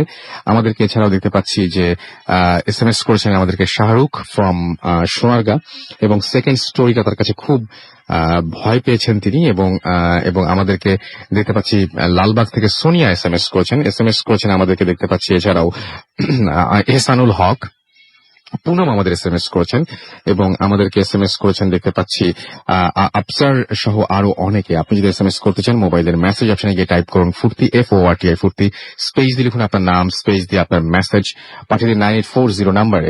আমরা দেখতে পাচ্ছি যে অনেকেই আমাদের ফেসবুকেও আমাদের কমেন্ট করছেন, এবং আপনি যদি ফেসবুকে আমাদের সাথে জয়েন করতে চান তাহলে চলে যান www.facebook.com/radio.furti এবং www.facebook.com/bhuthfm.russell।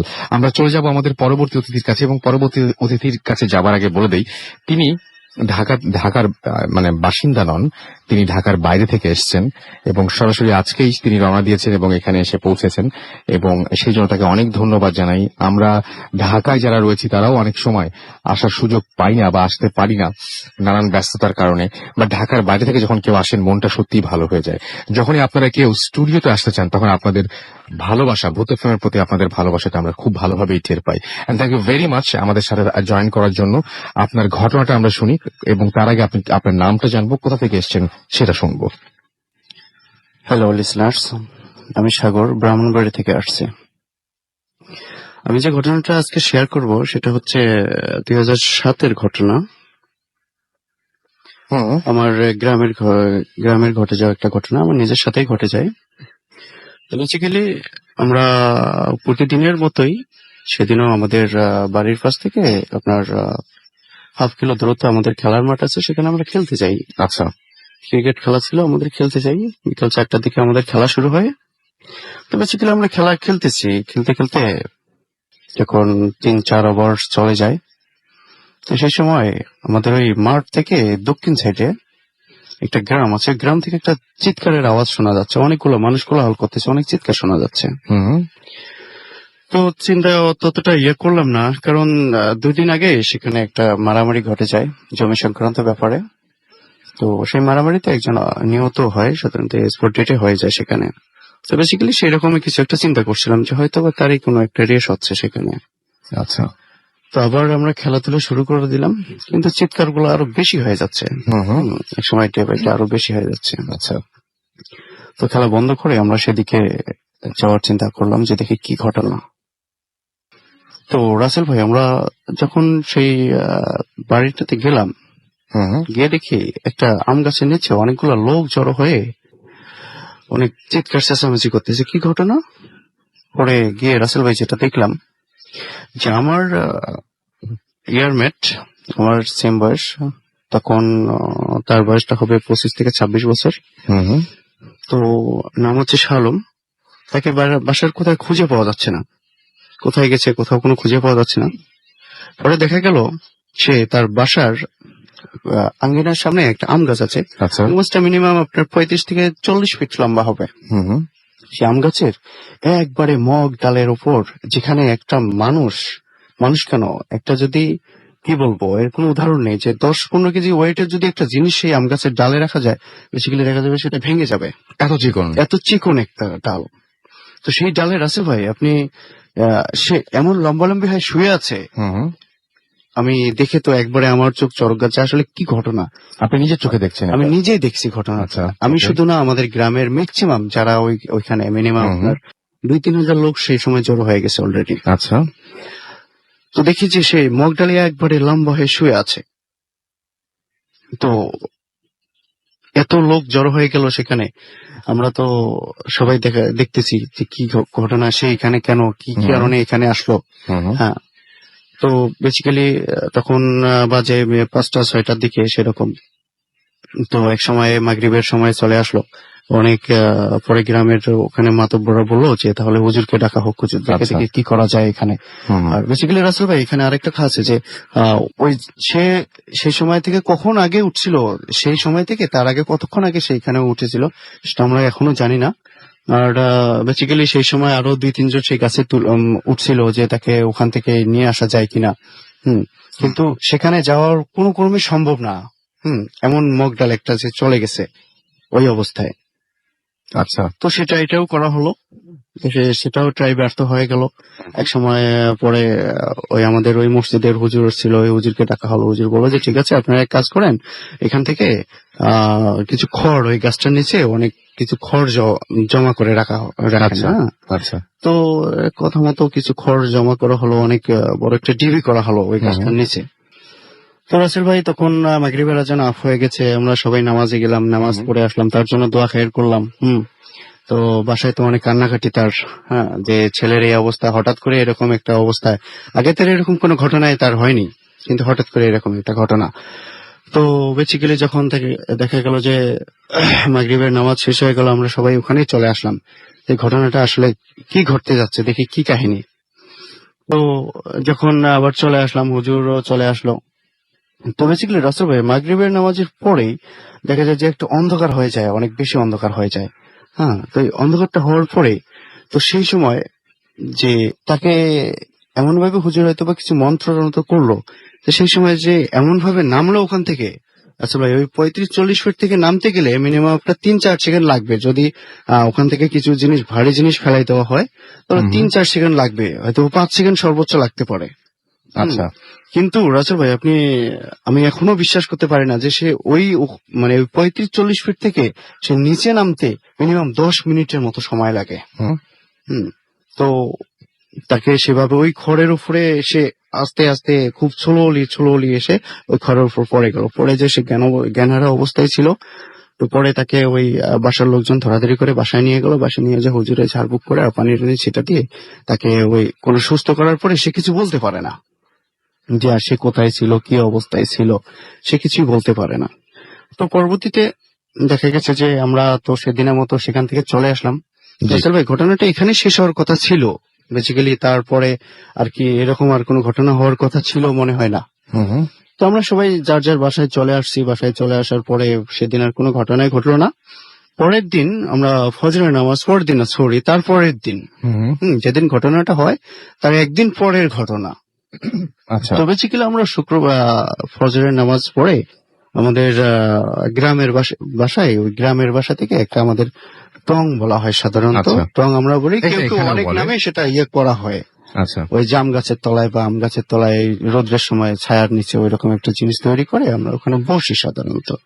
তো দেখা গেছে যে আমরা ওখানে বসে আছি, সেই ফজরের সময় হঠাৎ করে চিৎকার, আবার যে গ্রামে এই ঘটনাটা ঘটলো সেই দিক থেকে চিৎকার গুলো চলে আসতেছে। আচ্ছা। তো কি ঘটনা, এত সকালে আবার কিসের চিৎকার শোনা যাচ্ছে? আবার আমরা দৌড় দিলাম, কারণ বেসিক্যালি 2 দিন আগে এই ঘটনাটা ঘটে গেছে। আমরা শিওর যে ওইখানে নিশ্চয় আবার কোনো একটা ঘটনা ঘটে গেছে। তো আমরা আবার সেখানে গেলাম, গিয়ে দেখি যে রাসেল ভাই আপনার ঘটনাটা আমরা এরকমই শুনলাম যে তাকে অনেক সকালের দিকে অনেক ডাকাডাকি করা হয়েছে, তার আম্মা অনেক ডাকাডাকি করলো, সে শালম উঠ, কিন্তু সে কোন রকম সাড়া দেয়নি। কোন রকম সাড়া না দেওয়ার কারণে একসময় শালমের আম্মা চিৎকার করে বলতেছে আমার ছেলের মনে হয় আজকেও কিছু হয়ে গেছে, যার কারণে সে ওই বাড়ির লোকজন এসে জ্বালানা সব বন্ধ করাই দিয়েছে। পরে দরজা তার ভাঙা হলো, দরজা ভেঙে তাকে যে অবস্থায় দেখা গেল রাসেল ভাই, যে তারা আসলে ওই দেখার জন্য প্রস্তুত ছিল। তো দেখা গেল তাকে যে বেডে যে শোয়ানো ছিল, সে যে বেডে তার শোয়ানো ছিল ওই বেডে মশারি টানানো ছিল, সে মশারির উপর ওইভাবে সেম অবস্থায় সে শুয়ে আছে। আচ্ছা, মশারির উপরে। তো এ ছিল সে, তখন তাকে ওখান থেকে নামানো হয়। একটা মানুষের কিন্তু মশারির উপরে শুয়ে থাকাটা খুব অদ্ভুত ব্যাপার। সেটাই, হ্যাঁ, মানে আপনি ঠিক যেভাবে শুরু করেছিলেন যে আম গাছে চিকন একটা ডালের উপরে শুয়েছিল, এখন বলছেন মশারির উপরে, এবং আপনি সেটা আমার সবাই দেখেছে। হ্যাঁ, আমি মশারির উপরটা দেখি নাই, তাকে সেভাবে আমি পরে শুনেছি যে তাকে মশারির উপর নাকি পাওয়া হয়ে গেছে, পাইছে। আচ্ছা আচ্ছা, কিন্তু আম গাছের যে মগডালি ছিল এটা আমার সচক্ষে দেখা, আপনার সচক্ষে দেখা, যার কারণে আমাকে এটাও ফেস করতে হচ্ছে। আচ্ছা আচ্ছা, তারপরে রাসেল ভাই তারপরে তাকে ওখান থেকে ইয়ে করা হলো। পরবর্তীতে আমরা তো ওখানে ওই অবস্থায় পরে তাকে সুস্থ করা হলো, সবাই যার যার এখানে চলে আসলো। তো বেসিক্যালি পরে আর কোনো ঘটনা আমার ওই রকম আর জানা হয়নি, তবে তার আর কোনো ওই রকম কোনো ঘটনা হয়নি। তো পরে নাকি বাড়ি বন্ধ করা নাকি কি জানি কবরাজ ইয়ে করে করছে, পরে থেকে ওই রকম করা হয়নি। তো তার একটা ছোট ভাই ছিল, সে সময় হয়তোবা তার 8-10 বছর ছিল বয়স। তো সেই সময় তাকে নাকি দেখা গেছে যে সে স্কুল থেকে আসে ওর খিদা লাগছে দুপুরের দিকে। ওই খিদা লাগার পরে তার আম্মার কাছে খাবার চেয়েছে, তো ওর আম্মা নাকি বলছে যে আয় রান্নাঘরে আয় খেয়ে যা। আচ্ছা, ঠিক আছে। তো বেসিক্যালি রাসেল ভাই আমাদের গ্রাম অঞ্চলে কিন্তু রান্নাঘরে একটা থাকে, রান্নাঘরে সবাই ওইখানে ওই একসঙ্গে পিড়ির মধ্যে বসে বা এরকম একটা পার্টির মধ্যে বসে সবাই একসঙ্গে খায়। তো ওকে দেখানো হয়েছে, সে গিয়ে দেখে যে মানে নাকি দেখছে যে কেউ ঘরে নেই, সে আর পরে বলতে পারে না। কিন্তু পরে তাকে আবিষ্কার করা হলো, সে ওই রান্নাঘরের আপনার ওই একটা ইয়ে দেওয়া হয়, আপনার একটা বাঁশ দিয়ে, ওইটা আমরা ধর্না বলি বা গ্রাম অঞ্চলে যারা ওই জিনিসটা বলা হয়, খড়ের ঘরে সাধারণত একটা আড়াআড়ি ভাবে ইয়ে দেয়া হয় লম্বা, ওই ধর্নার উপর তাকে পাওয়া যায়। আচ্ছা, এই ছিল রাসেল ভাই আমার ঘটনা। অনেক ধন্যবাদ আপনাকে আপনার ঘটনার জন্য। আমরা দেখতে পাচ্ছি যে আমাদেরকে অনেকে SMS করছেন, এবং আমাদেরকে আফ্রোদিতি লিখেছেন যে তিনি অনেক তার কাছে ভালো লেগেছে, দুর্জয় আমাদের লিখেছেন অসাম স্টোরি। আমাদের এছাড়াও জিলানি লিখেছেন যে তার এই মুহূর্তে ঘুম আসছে, তারপরেও তিনি শুনছেন। আপনারা সবাই বলেন যে গ্রামের ঘটনাগুলো যদি আপনারা শুনতে চান তাহলে শুনতে পারেন, তাহলে আপনাদের অনেক বেশি ভালো লাগবে। দ্যাটস ওয়াই আমরা কিন্তু গ্রামের অনেককেই আনার চেষ্টা করি, এবং অনেকে আসতেও রাজি হন। এবং আজকে যেমন এই ভাইয়া এসছেন এবং তিনি তার এলাকার ঘটনা বলছেন, এবং এটা তার কারো কাছে শোনা ঘটনা না, সরাসরি নিজের চোখে দেখা একটা ঘটনা। সো যারা গ্রামের ঘটনা শুনতে চান তাদের নিশ্চয়ই অনেক বেশি ভালো লাগছে। আমাদেরকে সিমরান গুলশান থেকে লিখেছেন যে স্টোরিটা অসাম। আমাদেরকে হাসান খান সিলেট থেকে লিখেছেন যে আই লাভ ভূত FM। আমাদেরকে তিমাত ময়মনসিং থেকে SMS করেছেন, এবং তিনি বলছেন ভূত FM এর লাস্ট এপিসোডটা রক্তহীন করা লেগেছিল তার কাছে। ফয়সাল আমাদেরকে SMS করেছেন কুষ্টিয়া থেকে, এবং তিনি বলছেন যে ফিফথ যে স্টোরিটা সেটা শুনে তিনি অনেক ভয় পেয়েছেন। আজমল হোসেন সিলেট থেকে আমাদের SMS করেছেন, এবং তিনি বলছেন তার কাছে ভয় লাগছে এই মুহূর্তে। আলমাস আমাদের SMS করেছেন ওল্ড টাউন থেকে, এবং তিনি বলছেন যে তার কাছে একটা ভয়ঙ্কর স্টোরি আছে। কিভাবে দিব ভাইয়া? এই প্রশ্নটা আমার কাছে অনেকদিন, ভূত FM অলমোস্ট 5 বছর হয়ে গেল, তারপরে শুনতে হয়। আমার যেটা মনে হয় যে আপনি একটু যদি যারা শুনছেন এবার তারা যদি একটু ভালো করে শোনেন এবং লিখে ফেলেন তাহলে সবচেয়ে বেশি ভালো হয়। আমাদের অ্যাড্রেসটা হচ্ছে bhutfm@radio.fm, which is bhwtfm@radio.fm। আপনার নাম, ঠিকানা এবং ফোন নাম্বার সহ এই অ্যাড্রেসে আপনার ঘটনা লিখতে হবে। দেশের বাইরে থেকে যারা ঘটনা পাঠান তারা প্রেফার করবো আমরা যদি আপনারা ঘটনাটি রেকর্ড করে অডিও ক্লিপটি পাঠান আমাদের কাছে। মোস্তাক বেলি রোড থেকে লিখছেন আমাদের ছোট্ট বেবি মাইশা এবং আমার ওয়াইফ তাবাসসুম, আমরা সবাই একসাথে ভূত FM শুনছি এবং অনেক বেশি এনজয় করছি। খুব ভালো লাগে যখন পুরনো যারা অনেকদিন ধরে শুনছেন তারা বারবার করে SMS করেন প্রতিবার এবং জানিয়ে দেন যে আপনাদের কাছে ঘটনাগুলো ভালো লাগছে।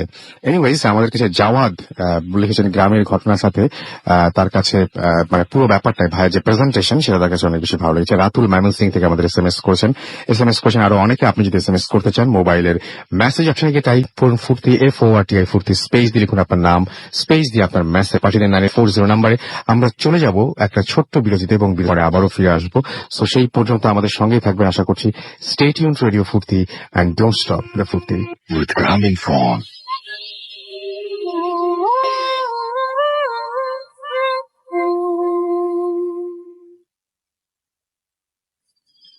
Welcome back. শুনছেন সবসময় রেডিও ফুর্তি। ঘড়িতে সময় রাত 1:32 and the night comes alive with Grameenphone. আমরা গ্রামীণফোনের সাথে যেতে চাই বহুদূর, এবং আপনারা যদি সঙ্গে থাকেন তাহলে সেটা সম্ভব। এবং আপনারা দারুণ দারুণ সব ঘটনা পাঠিয়ে দিন আমাদের কাছে, আপনাদের জানা বা আপনাদের চারপাশ থেকে পাওয়া শোনা যে ঘটনাগুলো রয়েছে সেই ঘটনাগুলো পাঠিয়ে দিন আমাদের কাছে। এবং ঘটনা পাঠাতে হলে যেটা করতে হবে, আপনার নাম, ঠিকানা এবং ফোন নাম্বার সহ আপনার ঘটনা পাঠিয়ে দিতে হবে bhootfm@radiofurti.fm এই অ্যাড্রেসে।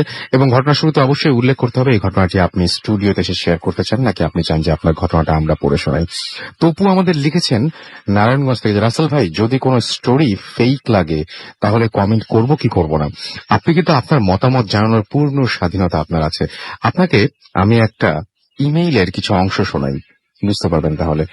যিনি লিখছেন তিনি লিখছেন, তার নাম হচ্ছে ইফতেখারুল আলম। রাসেল ভাই ভালো আছেন? অবশ্যই আমি খুব একটা ভালো নেই, স্টুডিওতে আসা সম্ভব নয় কারণ দেশের বাইরে আছি, আসলে চিকিৎসার জন্যই বাইরে আছি। আপনাদের আমন্ত্রণে ভূত এফএম একবার এসেছিলাম গত 28 নভেম্বর 2014 বা ওই সময়। আমি আমার ঘটনা ভালো করে বুঝিয়ে বলতে পারিনি, মনে আছে নিশ্চয়ই, কারণ আমি খুব অসুস্থ ছিলাম, এখনো আছি। আমার নাম ইফতেখার, একটা মাল্টিন্যাশনাল এবং আমাদের কেন্দ্রীয় ব্যাংকে কর্মরত।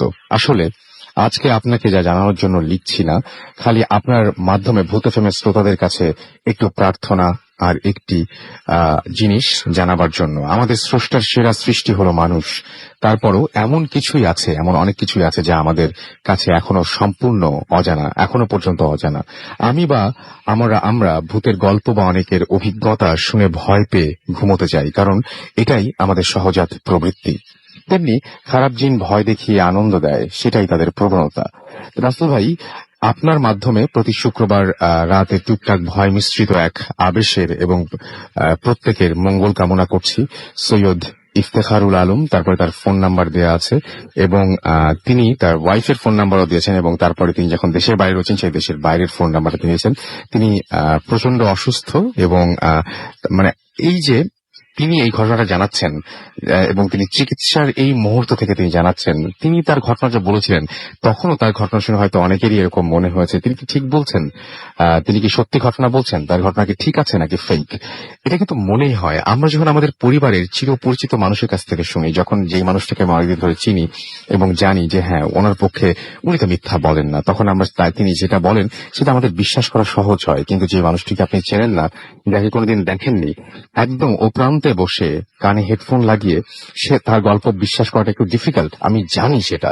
আর যদি খুব বেশি ডিফিকাল্ট মনে হয়, খুব বেশি অসম্ভব মনে হয়, তাহলে গল্পটা এনজয় করুন, আমি সেটাই বলবো। আমরা চলে যাচ্ছি আবারও আমাদের নিরঞ্জনার কাছে। এবং নিরঞ্জনা, আপনার যে আমাদের সময় দেখে যেটা মনে হচ্ছে যে আপনার লাস্ট ঘটনা হয়তো এটা আমরা শুনবো আপনার কাছ থেকে। তো এই ঘটনাটা কোথায় ঘটেছিল, এবং আচ্ছা তার আগে আপনার বাসা সম্পর্কে আমি একটু আপনাকে জিজ্ঞেস করে নিই। সেটা হচ্ছে যে আপনার বাসায় অহরহই কি আপনারা সবাই কি এরকম ধরনের সবকিছু এক্সপিরিয়েন্স করেন, নাকি আপনি দেখেন আর কেউ দেখে না, বা আপনার বাবা মাঝে মাঝে দেখেন আর কেউ এরকম, মানে কিছু কিছু জিনিস আছে কি যেগুলো আপনারা সবাই দেখেন? জি জি সেরকম কি জিনিস জি, আছে? এরকম অনেক জিনিসই আছে। যে আমার আম্মু যখন তাহাজ্জুদের নামাজ পড়ে, তো দেখা যায় যে সেই সময়টা অটোমেটিকই আমারও ঘুম ভেঙে যায় আর আমার পাপাও পড়ে। তো প্রায় আমরা এরকম লক্ষ্য করি যে নামাজ যখন পড়ছে আমাদের মানে পিছনে যে বিছানাটা, বেডটা, মনে হয় যে কেউ একজন ওটার উপরে খুব জোরে লাফ দিয়ে পড়ে আবার আলমারির উপরে চলে যাচ্ছে। আচ্ছা, এটা আমার আব্বু আম্মু মানে দুজনেই এটা ফিল করেছে। আচ্ছা, হ্যাঁ। এবং আবার ওই যে ছাদের যে বিষয়টা বললাম, এটা আবার হ্যাঁ ছাদের যে বিষয়টা বললাম যে আওয়াজ পায়।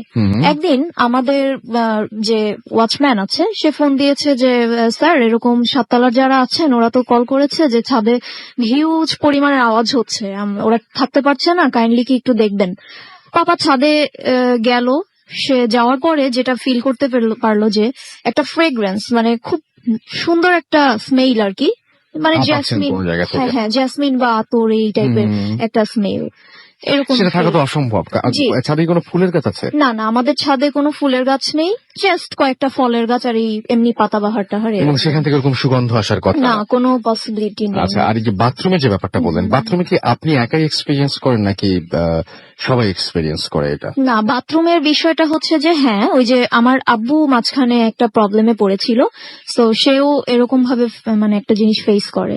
আর আমি যে মানে আমাদের মিরপুরের যে অ্যাপার্টমেন্টের কথাটা বললাম, ওখানে আমাদের যে ছাদটা আছে 6 ফ্লোরের, ওই ছাদে কিছু একটা আছে, এটা আমরা সবাই বিলিভ করি। এবং আমাদের পাশে আপনাদের ফ্লোরের অন্যান্য ফ্লোরে যারা থাকেন তারাও বিশ্বাস করেন এটা? হ্যাঁ, এটা তারাও বিশ্বাস করেন, বিকজ আমাদের ওই অ্যাপার্টমেন্টটা যখন মানে কনস্ট্রাকশনের কাজ হচ্ছিল, তো আমরা এরকম শুনেছি যে ওখানে 4 জন মারা যায়। তো একজন মহিলা এবং আর 4 জন। তারা কিভাবে মারা গিয়েছিল?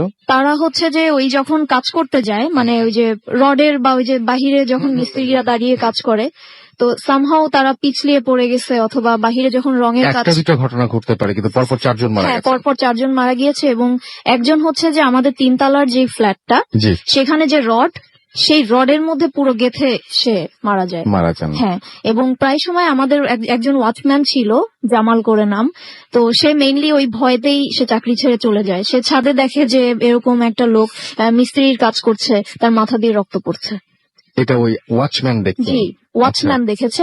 সে ভয়তে একদম হিম হয়ে যায়, সে চাকরি ছেড়ে দিয়ে চলে যায়। তো আমরা ফার্স্টে ভেবেছি যে হয়তো মিথ্যা কথা বলে টলে চলে গেছে, কিন্তু না, বিষয়টা এরকম না। আমাদের পাশের ফ্ল্যাটে, মানে আমাদের তো অ্যাপার্টমেন্ট দুটো সেম টাইপের, তো পাশের বিল্ডিং এর যে, তো সামাদ আঙ্কেল ওনার নাম, তো উনিও বলল যে মোশাররফ সাহেব, আপনাদের বিল্ডিং এ ডেফিনেটলি কিছু একটা আছে।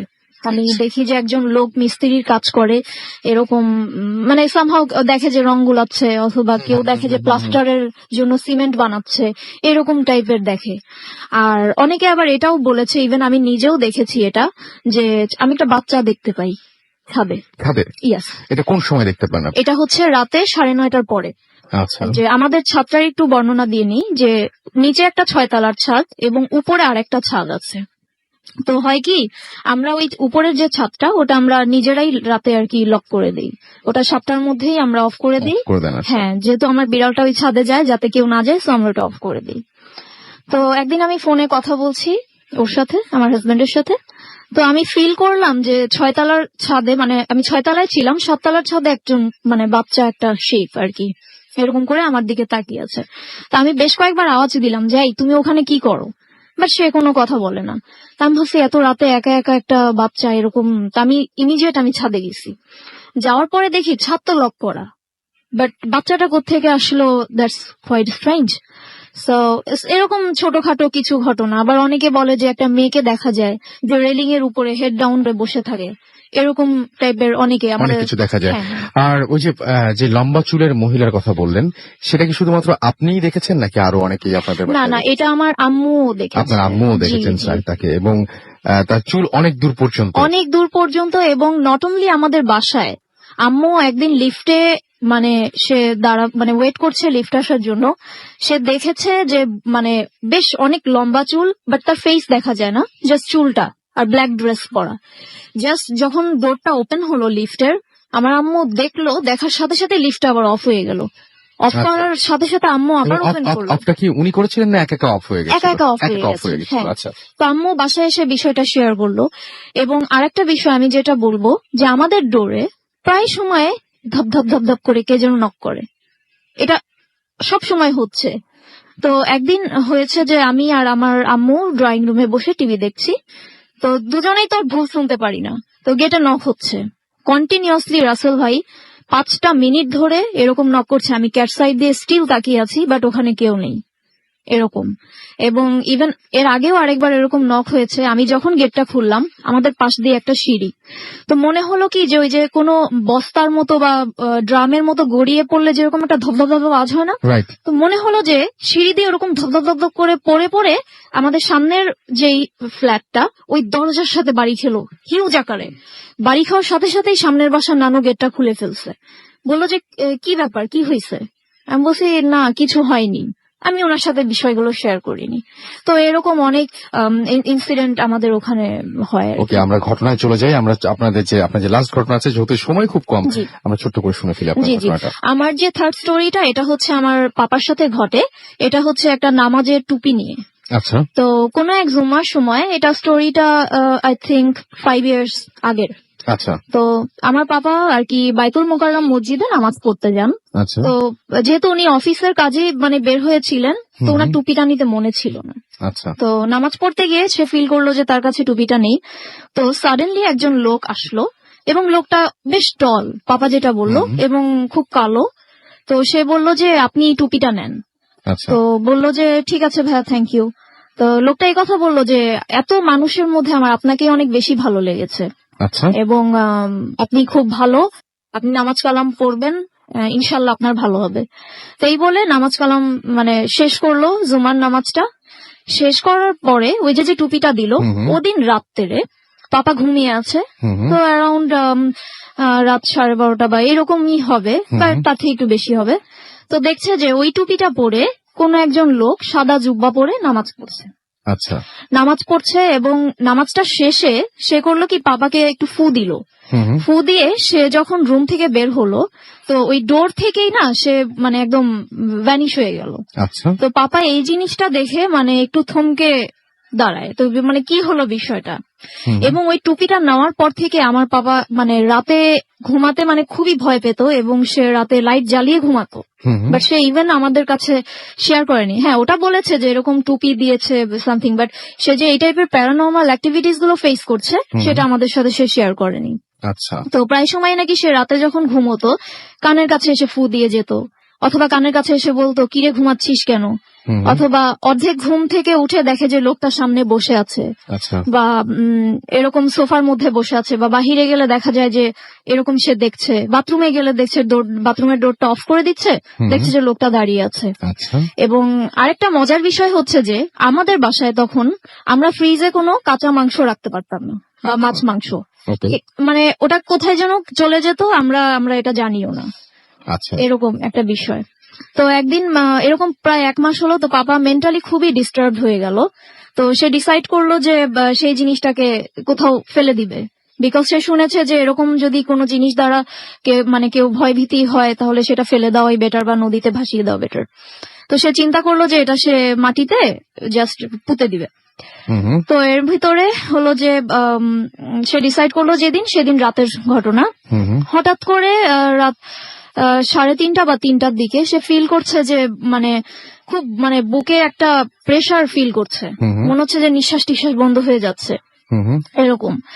তো হঠাৎ করে চোখ খুলে দেখে যে যেই লোকটা তাকে টুপি দিয়েছিল সেই লোকটাই তার বুকের উপরে ওভাবে বসে আছে, আর চুলগুলো হিউজ লম্বা, দাড়িও আছে সাদা সাদা, বাট ফেসটা কালো, এবং চোখটা যে ওইটাও সম্পূর্ণ কালো। আচ্ছা। এরকম, এবং সে বারবার তাকে বলতেছে আমার দেওয়া জিনিস তুই ফেলে দিবি কেন, মানে এইভাবে করে একটা কথা বলছিল। তো পাপা ওইটা দেখার পরে খুব জোরে আল্লাহ আল্লাহ এভাবে বলে সে চিৎকার করছিল। তো আমরা যখন মানে এই চিৎকারটা শুনি, আমরা মানে হঠাৎ করে চলে যাই, মানে আমরা ভেবেছি যে কি না কি হয়ে গেছে। তো যাওয়ার পরে পাপা খুব আধো আধো ইসে বললো যে কোরআন শরীফটা দয়া করে নিয়ে আসো। আম্মু তাড়াতাড়ি করে কোরআন শরীফ নিয়ে এসে বলতেছে এটা বুকের উপরে রাখো।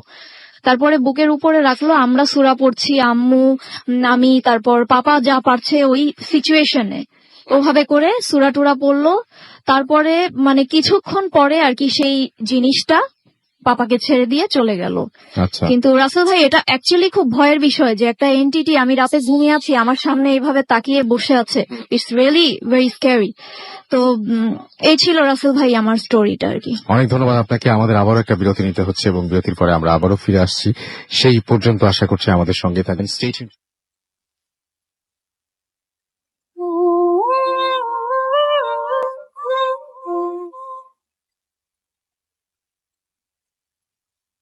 Yes, the night comes alive with গ্রামীণ ফোন।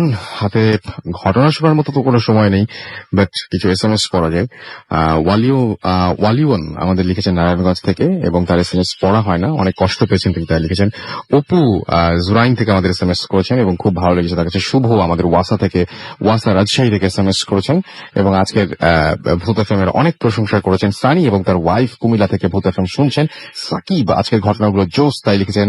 আমাদেরকে ছবি লিখেছেন যে আজকের স্টোরিগুলো অনেক ভালো ছিল। আমাদেরকে ইউনুস নরসিংদী থেকে SMS করেছেন, আমাদেরকে SMS করেছেন দেখতে পাচ্ছি পলক, এবং তিনি বলেছেন যে তাদের SSC এক্সামের রেজাল্ট দিবে, সুতরাং সবাই দোয়া করবেন। অবশ্যই দোয়া থাকলো, এবং যেরকম এক্সপেক্ট করছেন তার চাইতে অনেক বেশি ভালো হবে এটাই আশা করি। এছাড়া আমি দেখতে পাচ্ছি আমাদেরকে হানিফা SMS করেছেন, নাইস। আনোয়ার সিলেট থেকে আমাদের SMS করেছেন এবং আমাদেরকে SMS করেছেন দেখতে পাচ্ছি। এছাড়াও আরো অনেকে, তিমাত আমাদের SMS করেছেন পাখি রাজশাহী থেকে, এবং আমাদেরকে SMS তিনি বলছেন যে অ্যাপার্টমেন্টের কাহিনীটা হেভি। আমাদেরকে সাইদুল নারায়ণগঞ্জ থেকে SMS করেছেন এবং অসম রেকর্ডিং ক্লিপস এবং অসম ভূত FM। আমাদেরকে দেখতে পাচ্ছি ময়মনসিংহ থেকে আশা SMS করেছেন, আজকের ফোর্থ স্টোরিটা অসম লেগেছে তার কাছে। একলা পথিক দুর্গাপুর রাজশাহী থেকে আমাদের SMS করেছেন এবং আমাদেরকে SMS করেছেন দেখতে পাচ্ছি। এছাড়াও সাজ্জাদ, এছাড়াও MD সাব্বির, মোনা, আনোয়ার সহ আরো অনেকে। আজকে অনেকের SMS পড়তেই পারলাম না, এবং আমরা দেখতে পেলাম যে আমরা এই মুহূর্তে যে ঘটনাটা বলবো সেটা হচ্ছে যে, আচ্ছা ঘটনা একটা আছে, আমি একটা অডিও ক্লিপ আপনাদের জন্য লাস্টে রেখেছি, সেই অডিও ক্লিপটা আপনারা শুনতে পারবেন, সেই সময়টা আমরা রেখেছি অবশ্য হাতে। আমরা একটু কথা বলে নেই। আমাদের সঙ্গে আজকে নিরঞ্জন অনেকগুলো ঘটনা শেয়ার করেছেন এবং তার হাজবেন্ড তার সঙ্গে এসেছিলেন, এবং আপনি তো খুব কাছ থেকে দেখেছেন পুরো জিনিসটা। জি জি। ওনাদের বাসায় আপনি কোনোদিন কোনো কিছু ফেস করেননি এখনো? ওরকম ভাবে আসলে ফেস করা শুধুমাত্র ওই যে শব্দ টব্দগুলো পাওয়া ছাড়া, কিন্তু এই যে যাদের কথা বলো, যাদেরকে দেখা যায় ওই বাসায়, সেরকম কোনো কিছু আপনি দেখেন না? ওরকম কিছু আমি সরাসরি ফেস করিনি। আচ্ছা, একটা প্রশ্ন করার জন্য আপনাকে এতক্ষণ ধরে আমি বসিয়ে রেখেছি এখানে, সেটা হচ্ছে যে আপনি আপনার বিয়ের পরে যখন নিরঞ্জন আপনাদের বাসায় গিয়ে থাকা শুরু করলেন, তখন আপনাদের বাসায় কি কোনো প্রবলেম শুরু হয়েছে? হ্যাঁ রাসেল ভাই, এরকম কিছু একটা যেটা আমি আপনাকে বললাম সেটা হচ্ছে যে আমি যখন ওর সাথে থাকি তখন ওরকম কিছু আমি আসলে ফেস করিনি। বাট যখন দেখা যায় অনেক সময় আমার অফিস থেকে আসতে কিছুটা লেট হয়ে যায়, ইন দ্য মেইন টাইম ও বাসায় রুমে থাকে, এরকম হয়েছে। দেখা যাচ্ছে ও শুয়ে আগে, মানে দেখা যায় শরীরটা ভালো না, একটু আগে শুয়ে পড়ছে। সো 7টা বা 8টার দিকে আমি যখন বাসায় আসলাম 11টার দিকে, তখন দেখলাম যে শুয়ে আছে, তো আমিও শুয়ে পড়লাম। তো তখন কিছু সে আমাকে বলে নাই। সকালে ঘুম থেকে উঠে দেখলাম ওর হাতে মানে নখের দাগ, 3টা বড় বড় নখের দাগ। তো সে নিজে করা সম্ভব না। আমি ওর নখ চেক করছি, আমি এক্স্যাক্টলি মানে লজিক পছন্দ করি, যেটা আর কি, যে লজিক পছন্দ করি। তো আমি কোনোভাবে মানে ইকুয়েশনটা মিলাতে চেষ্টা করলাম যে কিভাবে সম্ভব হতে পারে সে নিজে আঙ্গুল দিয়ে করেছে, অথবা আমার যে ভাগ্নিটা আছে সে করছে। দুটোটা দেখলাম ভাগ্নির বয়স হচ্ছে 9 মাস, দরজা ছিল লক, ভিতর দিয়ে সে, তো এটা সম্ভব না, করা সম্ভব না। আর ওর হাতে কোনো নখ ছিল না, আর যদি নখ দিয়ে কাটতো ব্লিডিং বা চামড়ার কোনো একটা খোঁচা অংশ অবশ্যই লেগে থাকতো। আমি কিছুই পাচ্ছিলাম না, মিলাতে পারছিলাম না আমি ইকুয়েশনটা, আসলে কে করলো। আর ওয়াশরুমও এরকম হয়, আপনাদের বাসায় শুরু হয়েছে? আমাদের বাসাও কিন্তু এরকম। আচ্ছা, তার মানে হচ্ছে অনেক সময় এরকম হয় যে যিনি এক্সপিরিয়েন্স করেন তিনি যেখানে যান। আমি তো এরকমও পেয়েছি, আমাদের এখানে আপনারাও শুনেছেন যে ভূত এফএমে এরকম অনেকে এসেছেন যে বাংলাদেশে কোনো একটা প্রবলেম হয়েছিল, তারপর সে দেশের বাইরে উনি আছেন এবং দেশের বাইরে যেখানে যাচ্ছেন সেখানেও সেটা সঙ্গে সঙ্গে যাচ্ছে। এনিওয়েজ, আমরা আজকে এখানে শেষ করব, তবে একটা অডিও ক্লিপ রাখছি আপনাদের জন্য। তার আগে যাওয়ার আগে জানিয়ে যাই, আগামী সপ্তাহে আরো ভালো এপিসোড আপনাদের উপহার দিতে চাই। সেই জন্য আপনাদের যেটা করতে হবে সেটা হচ্ছে আপনাদের জানা সেরা ঘটনাগুলো পাঠিয়ে দিতে হবে আমাদের কাছে, এবং অবশ্যই অবশ্যই সেই ঘটনাগুলো মধ্যে নতুনত্ব থাকতে হবে। এবং আগামী সপ্তাহে আপনাদের সাথে আবারও কথা হবে। আমি যাওয়ার আগে আরো একবার আমাদের অ্যাড্রেসটা জানিয়ে দিই। আমাদের অ্যাড্রেস হচ্ছে bhutfm@radiofurti.fm, which is BHWTFM@radioforti.fm। আমাদের ফেসবুক পেজে যান আপনারা, সেখানেও আপনি যে কাউকে জিজ্ঞেস করলে অ্যাড্রেসটা শুনে যদি বুঝতে সমস্যা হয় সেখানে পেয়ে যাবেন। আমাদের রেডিও ফুর্তির যে ফেসবুক ফ্যান পেজ রয়েছে সেখানে গিয়েও আপনি অ্যাড্রেস পেয়ে যাবেন, সুতরাং অ্যাড্রেস ম্যানেজ করা কোনো সমস্যা না। এবং এমনকি গুগলে যে আপনি যে টাইপ করেন যে রেডিও ফুর্তির অ্যাড্রেস কি, সেটাও আপনি পেয়ে যাবেন। সো এটা কোনো প্রবলেমই নাই। আপনি যেটা, আপনাকে শুধুমাত্র ঘটনাটা পাঠাতে হবে, এবং ঘটনা শুরুতে অবশ্যই উল্লেখ করুন যে আপনি স্টুডিওতে এসে শোনাবেন নাকি আপনি চান যে আপনার ঘটনাটা আমরা পড়ে শোনাই, এবং অবশ্যই অবশ্যই অবশ্যই ঘটনা শেষে আপনার ফোন নাম্বার এবং ফুল অ্যাড্রেস উল্লেখ করুন। চলে যাচ্ছি আজকে, এবং কথা হবে আবারও আগামী সপ্তাহে। সেই পর্যন্ত সবাই ভালো থাকবেন, সুস্থ থাকবেন, সুন্দর থাকবেন, মোস্ট ইম্পর্টেন্টলি ফুর্তিতে থাকবেন। এসএসসির যাদের কালকে রেজাল্ট দেবে তার জন্য অনেক অনেক শুভকামনা। আজকের মতো এখানেই শেষ করছি, টাটা।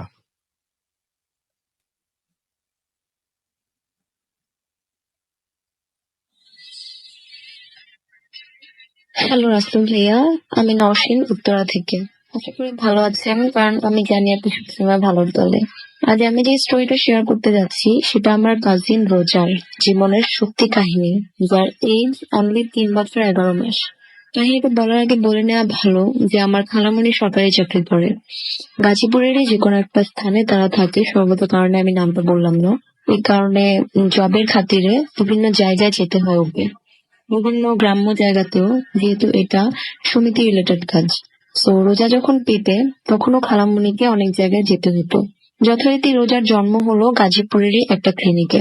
প্রথম দিকে কেউই আমরা প্রবলেমটা বুঝতে পারিনি, কিন্তু রোজা ধীরে ধীরে যত বড় হতে লাগলো আমরা ততই সমস্যাটা বুঝতে পারলাম। নর্মালি বাচ্চারা 1 বছরের মাথায় কথা বলতে পারে একটু একটু, কিন্তু সেই জায়গায় রোজা আজও কথা বলতে পারে না। যাও একটু আধটু বলে আমরা বুঝতে পারি না সে কি বলছে।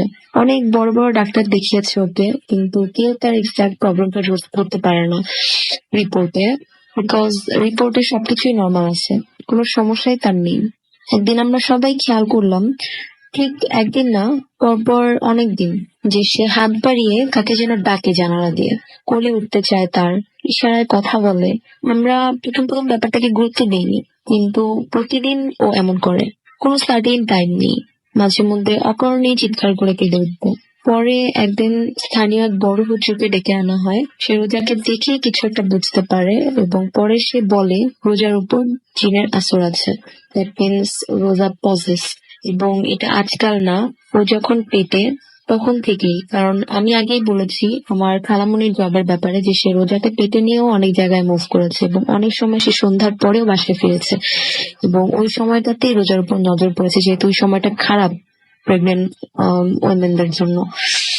সে আরো জানায় জিনটা ভালো না, তো সবসময় বিরক্ত করে দূর থেকে, যেহেতু ওর গলায় হওয়ার পর থেকেই একটা তাবিজ থাকে, সে কারণে ওর কাছে আসতে পারে না, এবং ওর যত প্রবলেম সবই জিনেরই ক্রিয়েট করা।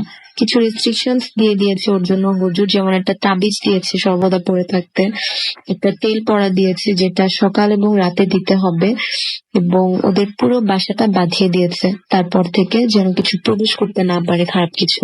এখন আমার বোনের তেমন কোনো প্রোগ্রেস নেই, এবং আমরা সবাই অজানা যে কবে হবে, শুধু অপেক্ষার প্রহর গুনছি। কারণ হুজুর বলেছে যে তেমন মেজর কোনো স্টেপ নিতে গেলে ক্ষতি হতে পারে, দ্যাটস ওয়াই এটা আস্তে আস্তে এটাকে অ্যাটলিস্ট প্রিভেন্ট করতে হবে। আমার কাজিনের জন্য দোয়া করবেন যেন তাড়াতাড়ি সেরে ওঠে। Thank you. এই ছিল আমার ঘটনা।